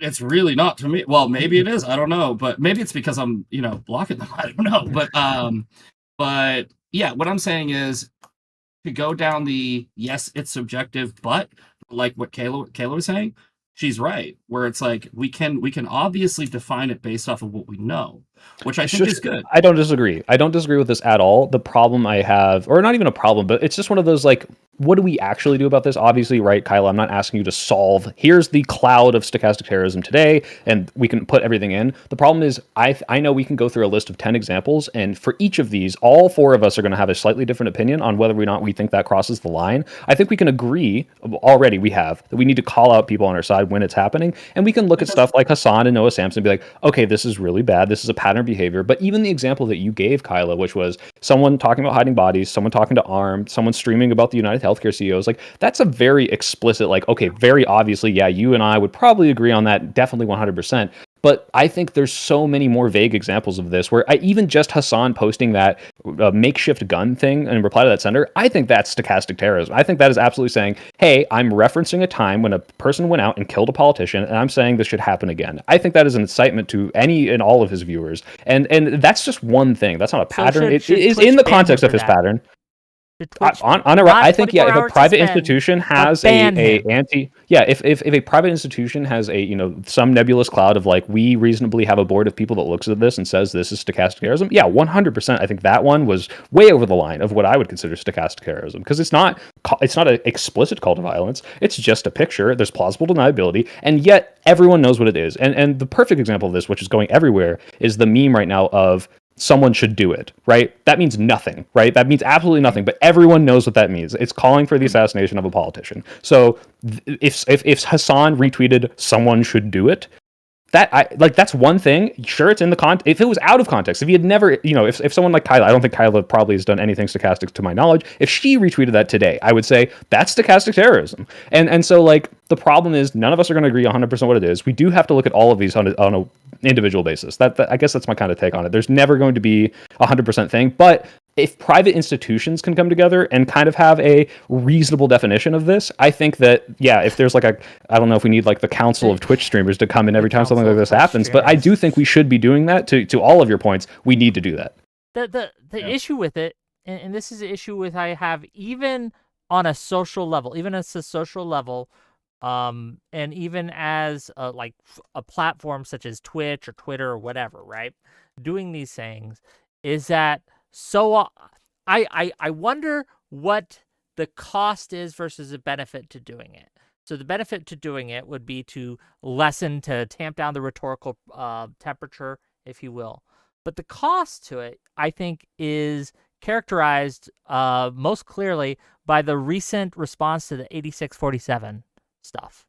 You guys all saw that? The 8647 people who'd been using 8645, 8646 for years, all of a sudden, 8647 was definitely a call to violence. And there was no mistaking it. There was no... just let me finish real quick, right? Just let me finish real quick, and then I'll let you respond. There was no... nothing, it could be nothing else. And it was used as a weapon against people's political enemies, which will absolutely happen and has happened on platforms where people will try to weaponize the rules to attack the people that they're going after. And I worry that the cost of codifying this on even a societal level, right? Like even as a platform will not be worth, the juice won't be worth the squeeze. Go ahead, Misfit, and then I'll let me agree with you on, in general, I don't think people should be censored, right? I don't think that people should be banned. I think that, honestly, I think the way the internet should work is you should give users, like the actual people on the platform, the ability to device ban other people so that you literally just don't see them at all, right? You device ban them, you get rid of all their backup accounts, they can't continue to harass you. However, in your specific example of James Comey doing the 8647 thing, originally, right when I first heard it, I was like, that's not a call to violence, because I worked in the restaurant industry. 86 just means get rid of something. Okay. However, it was pointed out to me that James Comey was a fucking FBI director. So he worked for the government. 86 in that sense, he more than reasonably would know that it does mean kill in criminal terminology. And I don't think that, there should be any criminal charges, but I do think the response to it was correct, where we should condemn that. We should start saying, hey, dude, maybe for at least for like, and especially Trump. I know some people here don't like him, especially Trump. The motherfucker got shot at. He literally got shot at. They tried to assassinate him twice. The guy has had call for violence after call for violence. I think that there should be some level of social outrage against James Comey being like 8647, even if he tries to backpedal and say, I didn't know it meant violence, right? I think that we should go, bullshit, dude. You worked for the federal government as a law enforcement officer. That is well known to be the code for kill. So that's all I'm saying. Which federal agency is it uses stochastic 86? Terrorism? Oh, anyway, go ahead. Is it stochastic terrorism if you advocate for the killing of like what you view as like a military opponent in like potentially like a political struggle? Well, let's define terrorism, right? Terrorism is the unlawful use of violence or intimidation, especially against civilians, to achieve political, ideological, religious, or social objectives. Yeah, right? so say it's not against civilians. You're like, I don't want to kill Republicans. I want to kill only Trump. Say that that's your position. Is it terrorism, right? Because I think this is part of the interesting conversation, because when you look, like everyone is fine with some levels of violence, even political violence, because most people support the Civil War, right? Most people support the Revolutionary War. And so I'm sure right before those wars broke out, there were a lot of people inciting a lot of violence against people who were not at that time explicit military targets, but would later become them, right? And so I think this is this really interesting conversation where essentially we are obviously okay with talking about violence and doing violence to others to some degree. This is Agreed. obviously true. And what we have to do is get mature enough to figure out when those lines are being crossed, right? Is it reasonable to joke about killing the president if you think he's literally destroying the country and tearing down the Constitution or something like that? And I think we have to have that conversation, because in that way, potentially, then he's kind of like a military target. So is it targeting civilians, or is it targeting the leader of what you think is bad? Is it bad for pro-Palestine people to say that maybe Netanyahu should die? I'm not sure. That's the question we have to answer. I don't think that criminally it's illegal. I think that Not it should criminally, be. morally. I think that it should be. I think that it should be frowned upon. And I think that it should be called out. I don't think that. Look, I mean, I think that. I hope, at least, I really fucking hope, everybody on this panel agrees that Hamas is a terrorist organization that did an evil and awful thing on October 7th. Can we all agree on that? Yeah. Everyone? Great. Thank God. All right. So when I say I hope every member of Hamas is killed, right, I'm only talking about terrorists. I'm not saying every Palestinian should be killed. I'm saying I really hope that every member of You Hamas did gets mention killed. that Oh, wait, you wanted yeah. to nuke Gaza. I'm going, I hold on, mean, hold on. Hold on. I was about to give you this layup.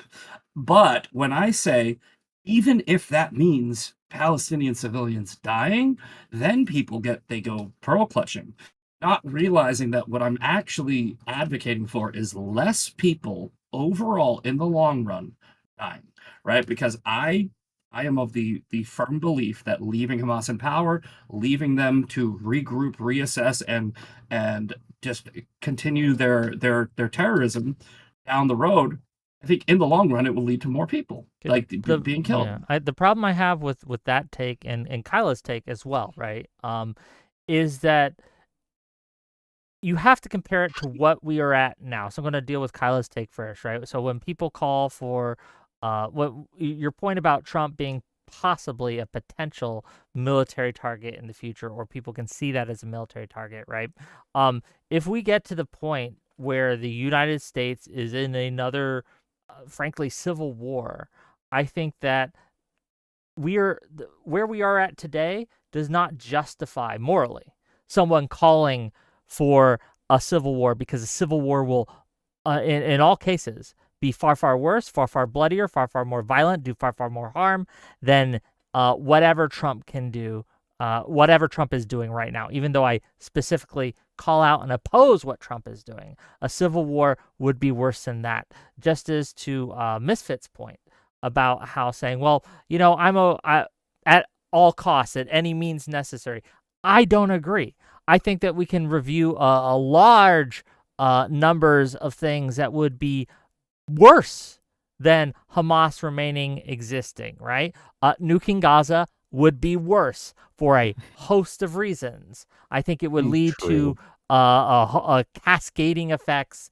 The world would be a worse place if Israel decided to nuke Gaza, for again, not just because all the Palestinians, Hamas or otherwise, would be dead, right? But because of how the world would respond to that and what it would do in just the Pandora's box it would open up, the allowances that it would lead to, if not responded to forcibly, for other countries to start to do. It would be just horrific all around. So I get what you're saying, but I think that we have to compare it, like we can, in hindsight, for the Civil War, we can recognize that the state of America was better after the Civil War than it was before.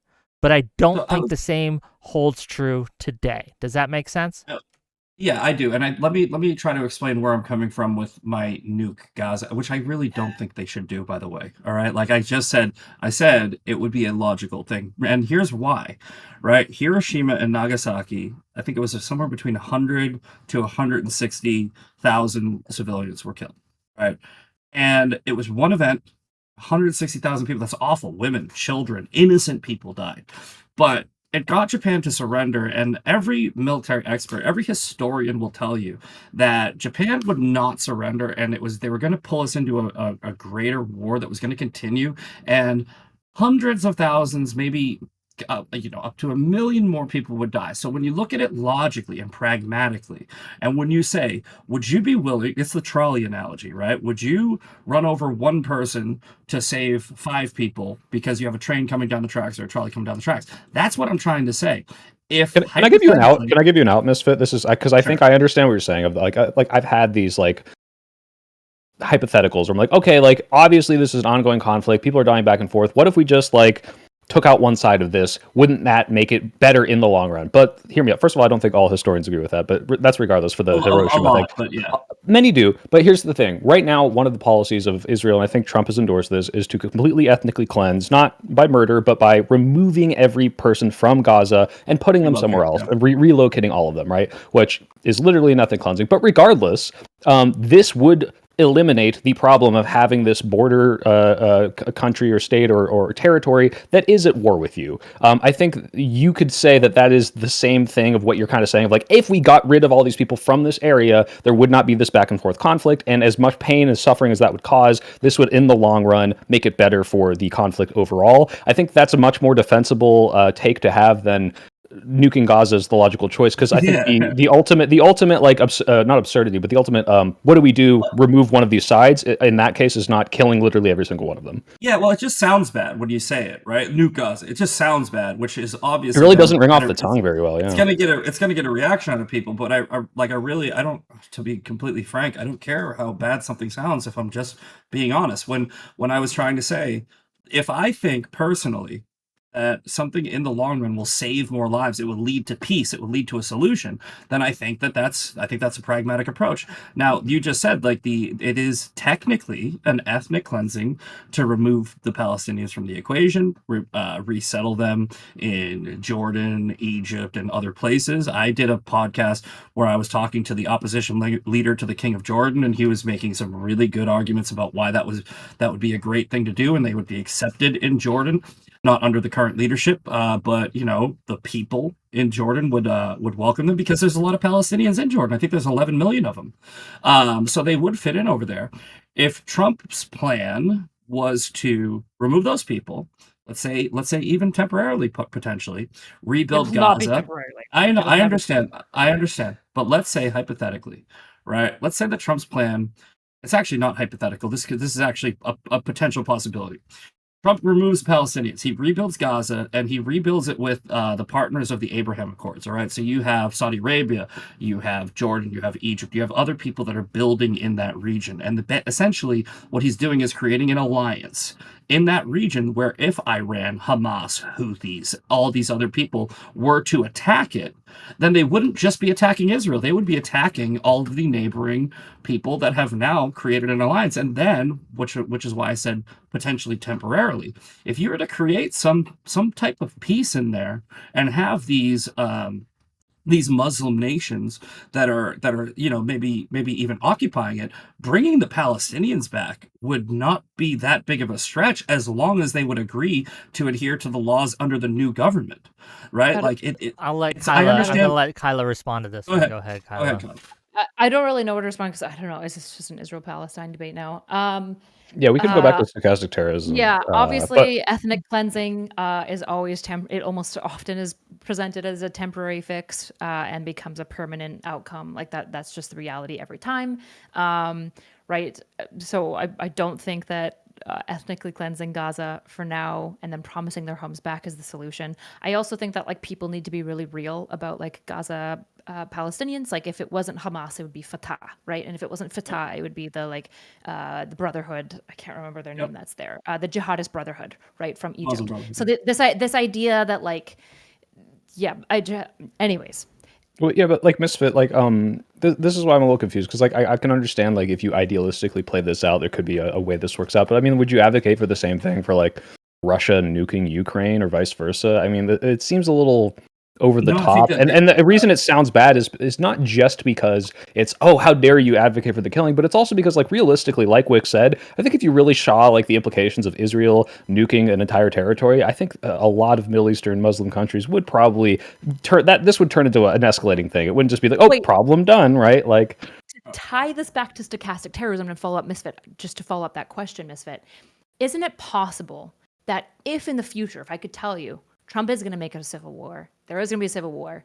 Isn't it possible that by Comey doing 86-47 and therefore maybe resulting in the assassination of Trump is actually offsetting major future destruction? Because if he's not there, then the civil war potentially never happens and all of the harm comes from it, right? So it's like, under that hypothetical, then yeah, it would be just like the the founders saying that King George it needs to die. It's like, but the problem is it's that's not based on reality. Trump is not going to create a civil war, and I don't see how there's any evidence that he will. I mean, I get you can opine on it. Yeah, let's not to interrupt you. I'm going to pass the ball right back to you, but let's talk about that for a minute, right? Because Trump is rounding people up and deporting them because they are criticizing Israel. They're rounding people up. No. He's supporting rounding them people up because they write citizens, right?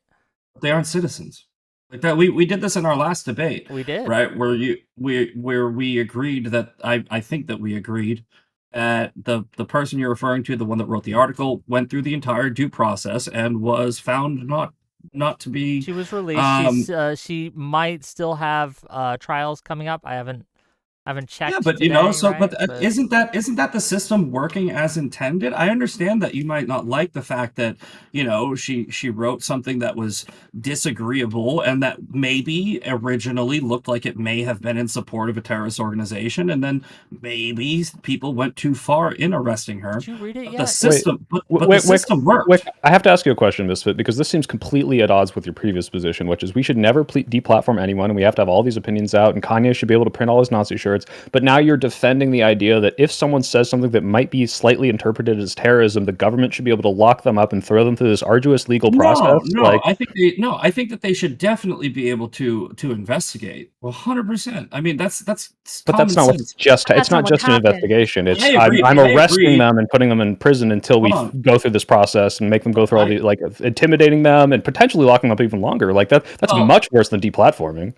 I agreed that they shouldn't have done it, right? Like if there was if that woman did nothing wrong and the process played out that she actually didn't, then they obviously shouldn't have arrested her. However, people make mistakes, and this justice system is not perfect. So what I'm saying is, if you hyperfixate on this mistake that was made in the justice system where they did do this, then you can use that to. I think the word mistake.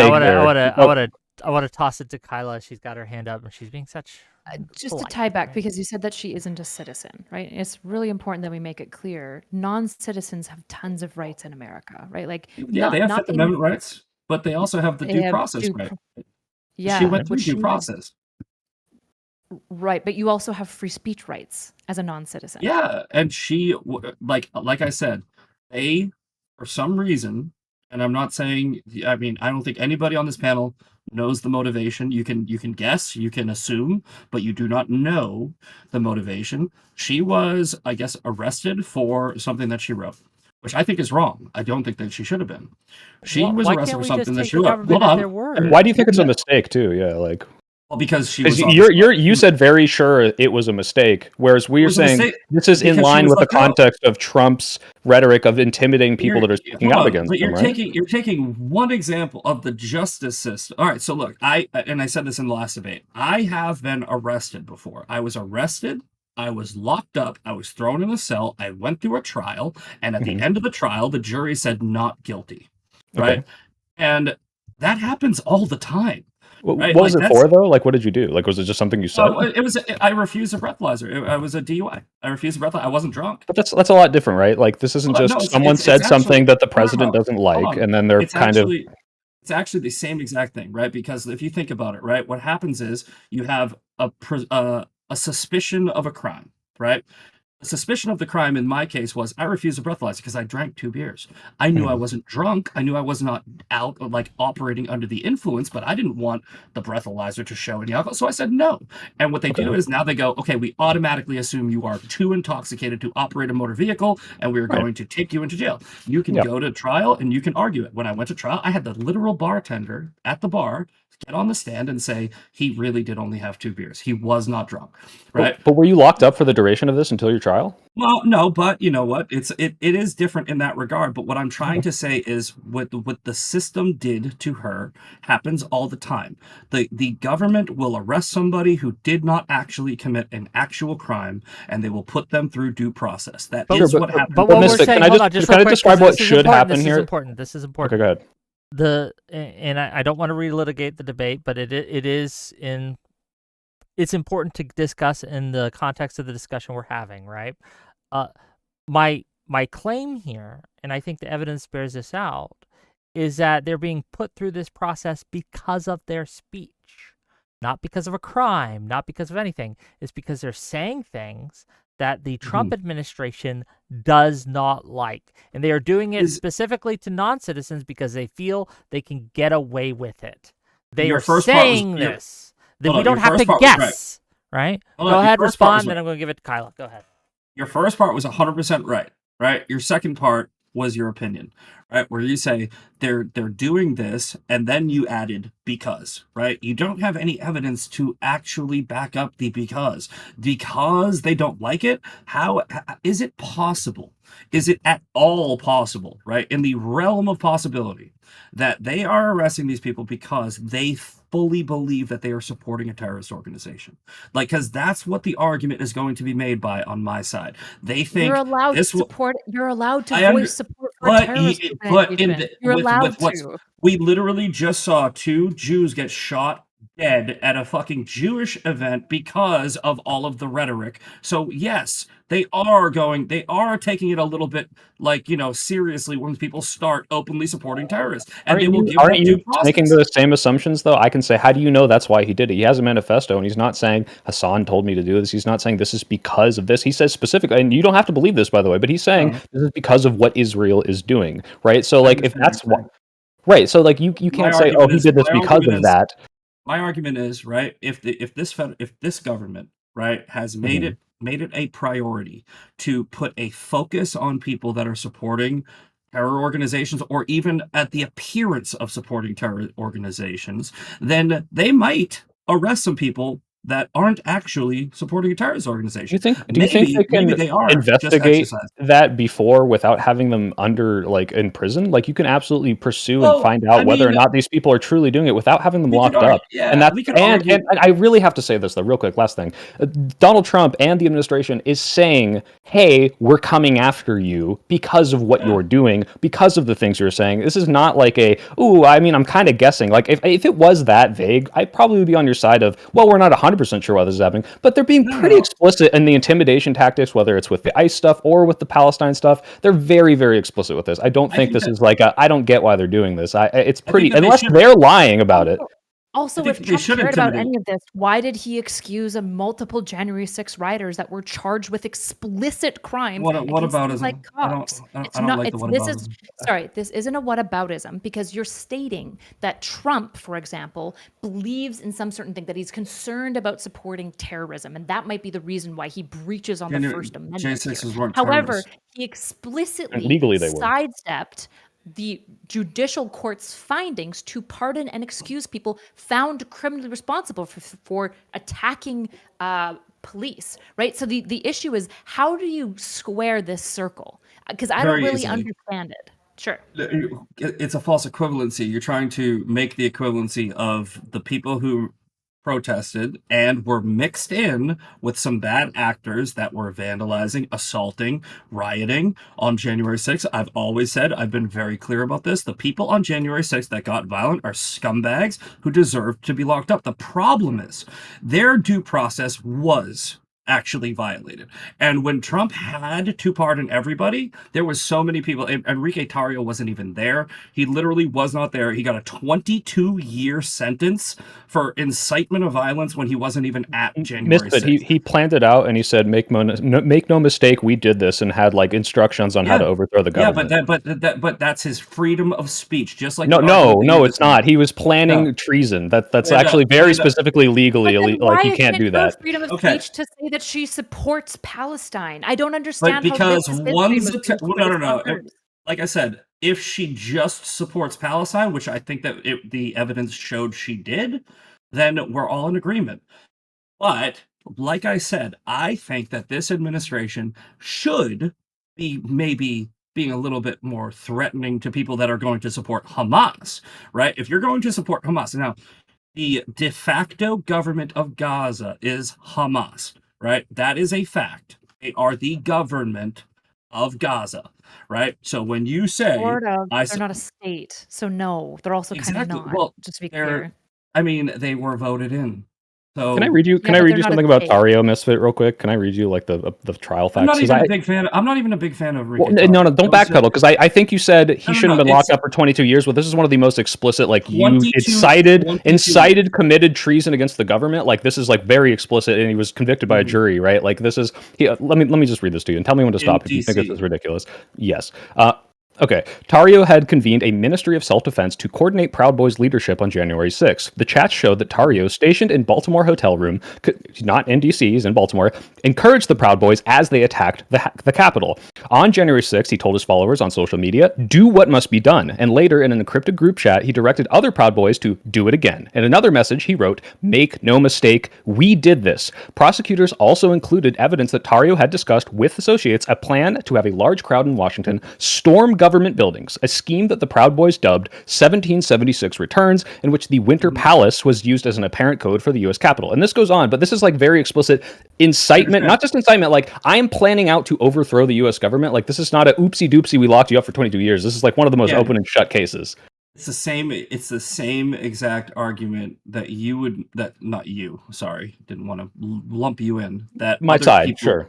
your side would make against the fucking BLM riots. No, the BLM riots, right? Like, so when you have the BLM riots in 2020, where Can we keep it focused on? I know you don't like whataboutism. Can we keep it focused on like Ozturk or these people that are being locked up for the Palestinian stuff? Because if they were planning to the same degree as Enrico was, I would agree with you. If they were saying let's overthrow the U.S. government to stop the Israel-Gaza thing, that's open and shut. But that's not what's happening. My argument is Enrique Tarrio did not get a fair trial. He got a ridiculous sentence. Did he do something wrong? Probably. I'm not a big fan of Enrique Tarrio. He probably shouldn't have said some of the things he said, but 22 years for plotting to overthrow the government with explicit plans and coordination and saying, yes, we absolutely did everything that you just said that he said was pretty vague. I mean, and you could call it stochastic terrorism. He had plans to storm the Capitol government buildings. Like, let's go in here with guns and the Proud Boys and overthrow the government. Not. I'd have to see. That's why I wanted to read it to you, because if you don't know this, I understand. But you should go read the trial. You didn't read me anything specifically where he said guns and he said violence and he said kill or anything like that. Go ahead and look it up then. I promise you. I will. And if that's the case, right? I'm not even going to concede that it was. Hypothetically, can I just ask you? I would say he should probably be charged with something. I think 22 years is probably crazy. Okay. So if he was writing in such a way that you think is like incitement to some degree, you would want him charged in the same 100%. Way that if this girl had written something that inciting, she should be charged. But you agree that she did not, and this was a major blunder of the courts in this case. Correct. Yeah. No, I think that what happened was she went through due process. The due process worked out, and I think that everything. I mean, do you think that her free speech? I'm asking you if you think that her free speech supporting Hamas should be protected to the extent that you think people who maybe want to be clear, she didn't support Hamas. I just want to be protected. If she clear, she did not support Hamas in the op-ed. She did not. I'm asking a hypothetical new person. Okay, sure. If a person supports a foreign domestic terrorist organization and supports them to the point where they are trying to, I would say, maybe get people to join into that cause, I do not think that's free speech. I think fly over.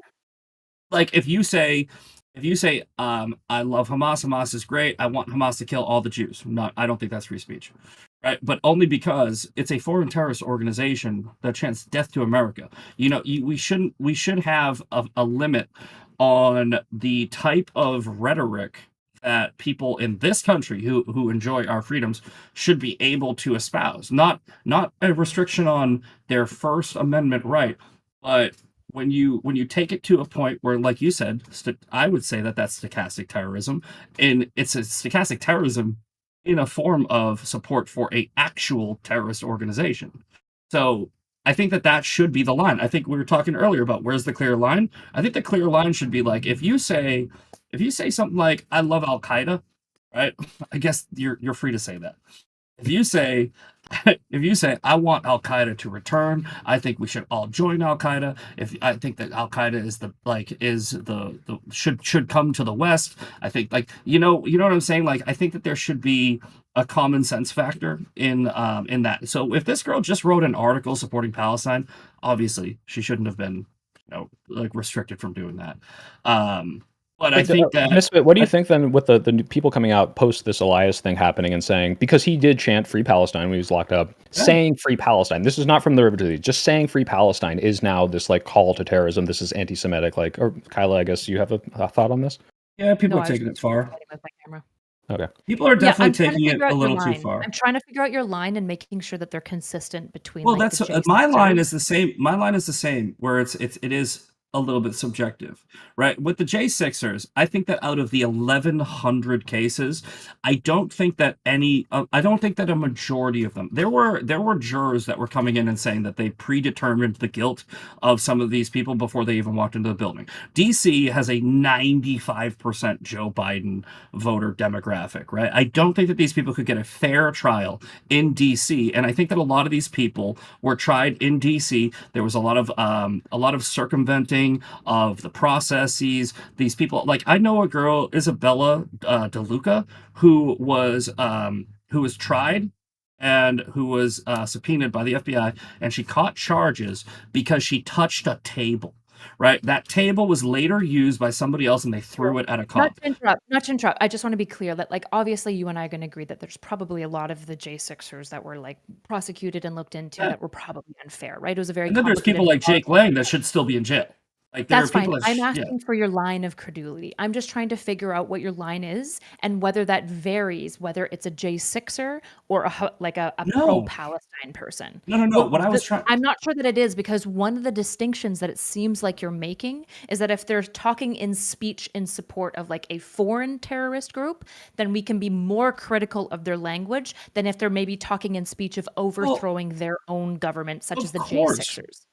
Of course, because that's how they have already been designated a foreign terrorist organization. That's a very objective thing, right? It's like it's complete. Like, I'm talking legally. Like legally in this country, we have designated Hamas as a foreign terrorist organization. Did we designate Proud Boys as a terrorist group though, or something? Like, did the Biden administration do that? I am actually not sure whether they were actually officially designated. Well, these were the people that Enrico Tarrio were coordinating. Hold on. Also, real quick, the DeLuca person you mentioned, yes, she did touch a table, but she helped steal it, and it was then used to attack people, which is a little vague, you know? She essentially. I mean, listen, this is her side of the story. She said that she was with people who stole the table. Okay, she was with people who stole the table. Then she was filmed or took a picture where she was touching the table. That table was then thrown at a cop or something like that. But she was charged with assault. And it's like, okay, that's a little much, right? And she can go through her whole due process, but here's the deal. Because of all of that ridiculousness and because of some of the things that happened, and there were definitely shady things that happened, Trump had to pardon everybody, right? Because he basically had. Well, he kind of have to. Well, in my opinion, he kind of did. Well, yeah, Misfit. Let me give you credence, Misfit. I know you just said, and I believe you truly believe this, and I think this is a good thing. You can look at these cases and say, this person definitely does not deserve to go to jail, but this person who beat up a cop probably does. Like you have, if you have that discretion, why can't Trump have that discretion? No, 100%. And Jake Lang should still be in jail. Jake Lang is on film trying to swing a baseball bat at a fucking police officer. Right. So why couldn't Trump do that? Like what you're doing right now, which is a perfectly reasonable case by case. This person was too violent. This person wasn't. Because of the situation where it's 1,100 cases, going through them one by one, reading all of them, making that determination. I think it was. He has people. He has right? Yeah. And they can say, look, President Trump, these people were the most violent. I don't think you should pardon them, and these people were. And they can collectivize this because they were able to. I'll say this. I'll let you respond in a second, but I'll say this. I'll make this claim. If Trump can't do that, he should not be in the position of power that he holds. Because I could do that. No, I think that mass pardons work I this could way. put I could put those in what was my it? I could put those in my Discord right now. I Oh, could put all 11 Jimmy, cases, and by the end of the week, I could have a full list of people who were violent and who were not. And if Trump cannot do that, didn't Jimmy Carter do the same thing with the 86, Vietnam vets?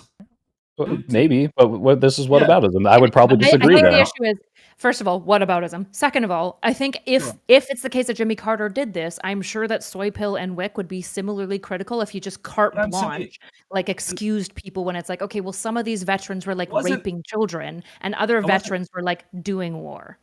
I wasn't using whataboutism as an argument. I'm using it to just give a reference that in the past, presidents have mass pardoned groups because the overall like going through case by case by case by case is too difficult. So I think that Trump made that decision. Now, could he hypothetically have gone through each and every individual case? Yes, he could have. Maybe he should have, but he didn't. And I just don't think it's that big of a deal. I don't think it's that ridiculous because I mean, Pretty look, big deal. if there were like I said, I think Jake Lang is one of the biggest pieces of shit on the planet, right? The guy votes like me, he thinks like me, but he's a piece of shit, right?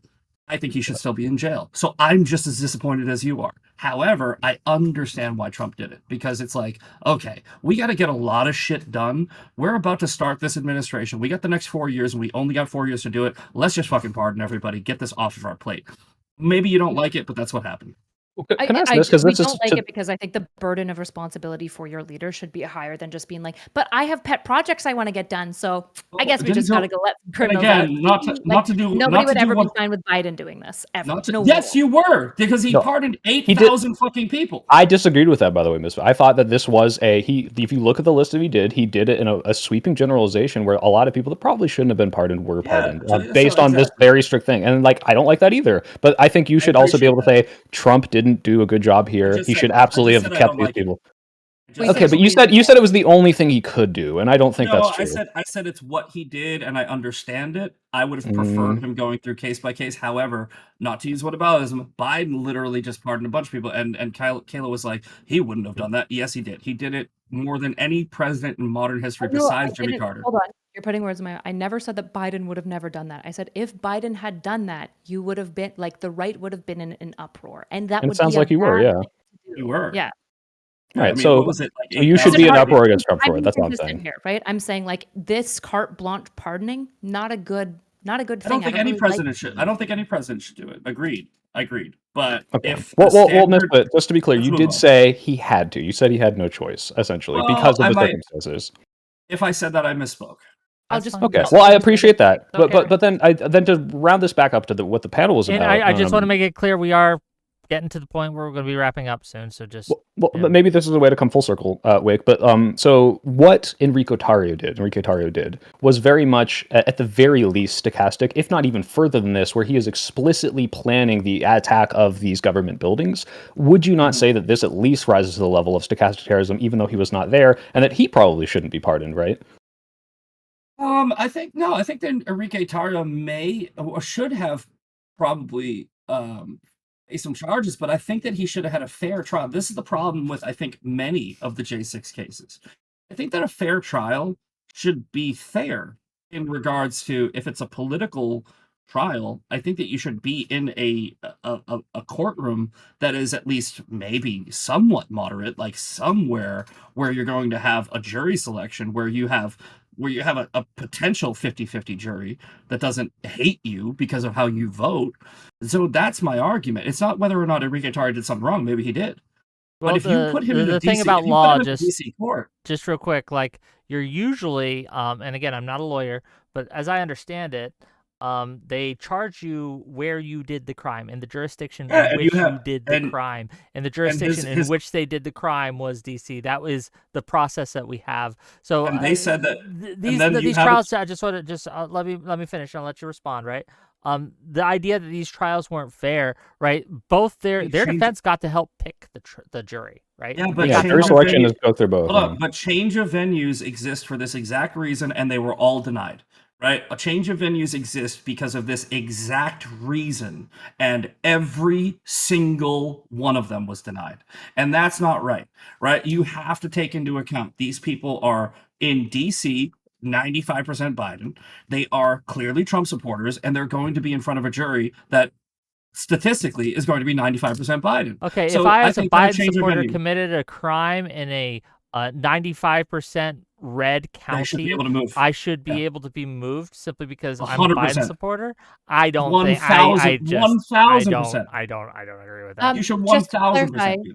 I just want to clarify some things for those because I didn't know much about the Biden pardons or whatever. He only pardoned 80 people. What he did is he basically got rid of a number of charges for like low charges like marijuana. He also blanket pardoned LGBTQ service members who were removed from the military due to their gender identity or sexual orientation, right? So like these are not the same thing as going to genuinely convicted people who assault police and then blanket pardoning them. It was This is looking at thousands like and simple, commutations. small. It was 4,165 people in total during his 4 years, and it was specifically small marijuana possession under federal law. That and was 6,577.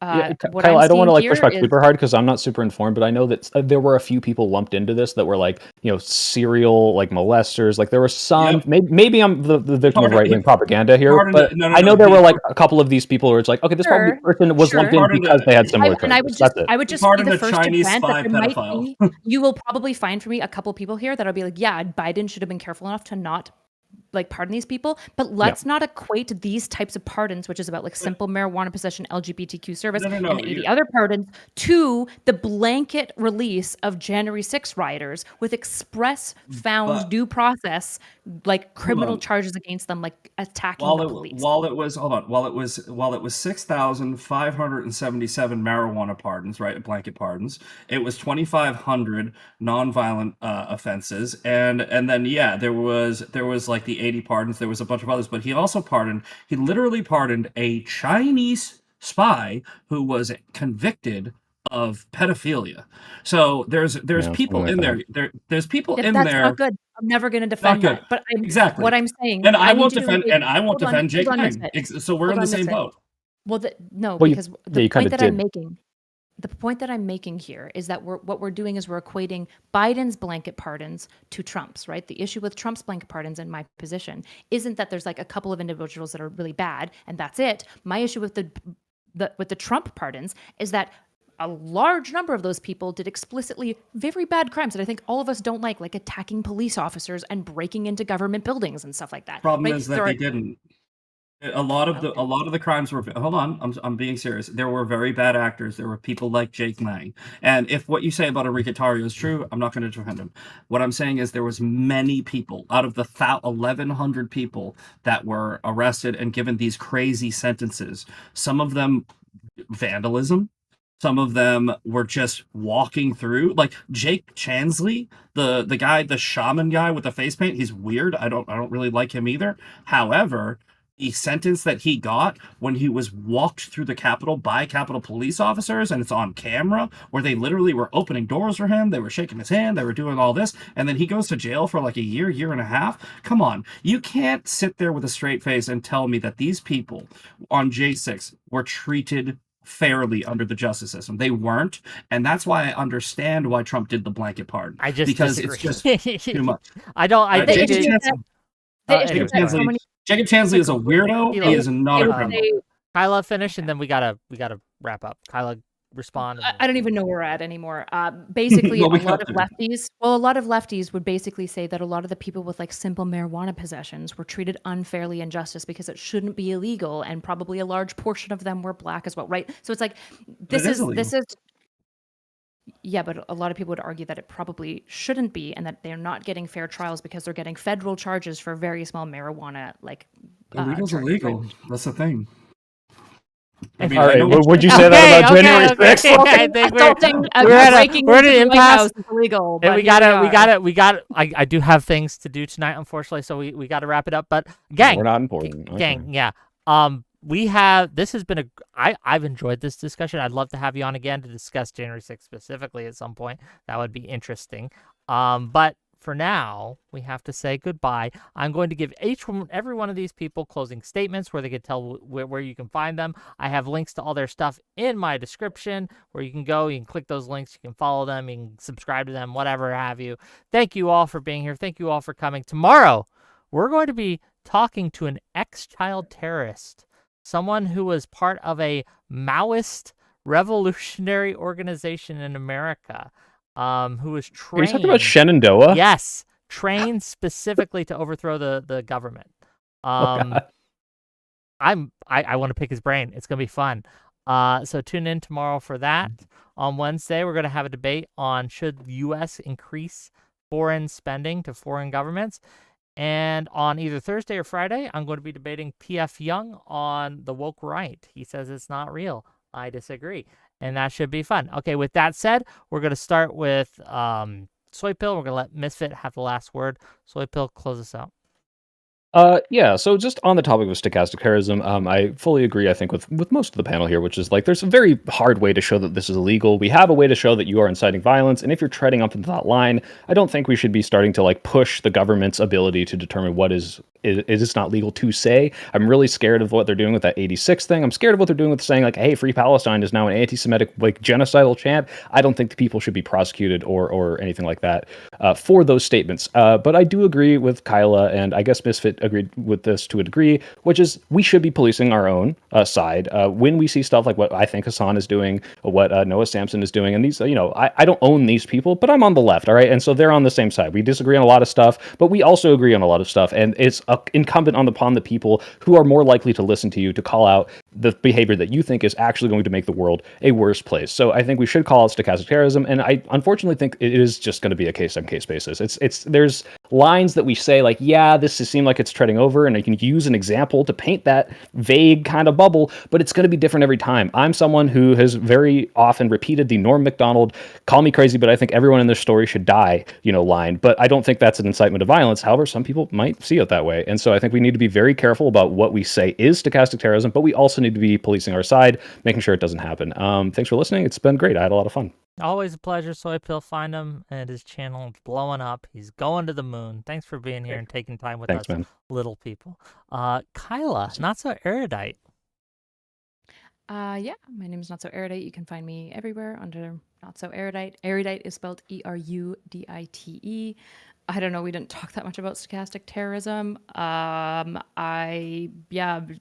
In telling people, walking people all the way up to doing violence to others, and then leaving it there for them to think about it. Probably not good. There are obviously times where we might be okay with it, but it's usually going to be like in a more military way.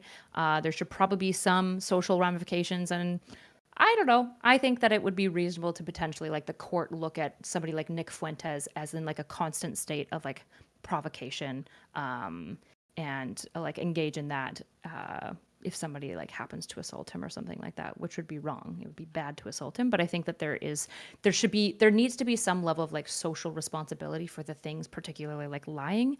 I just don't know how to do it in a way that can be applied in a way that will achieve justice by applying so.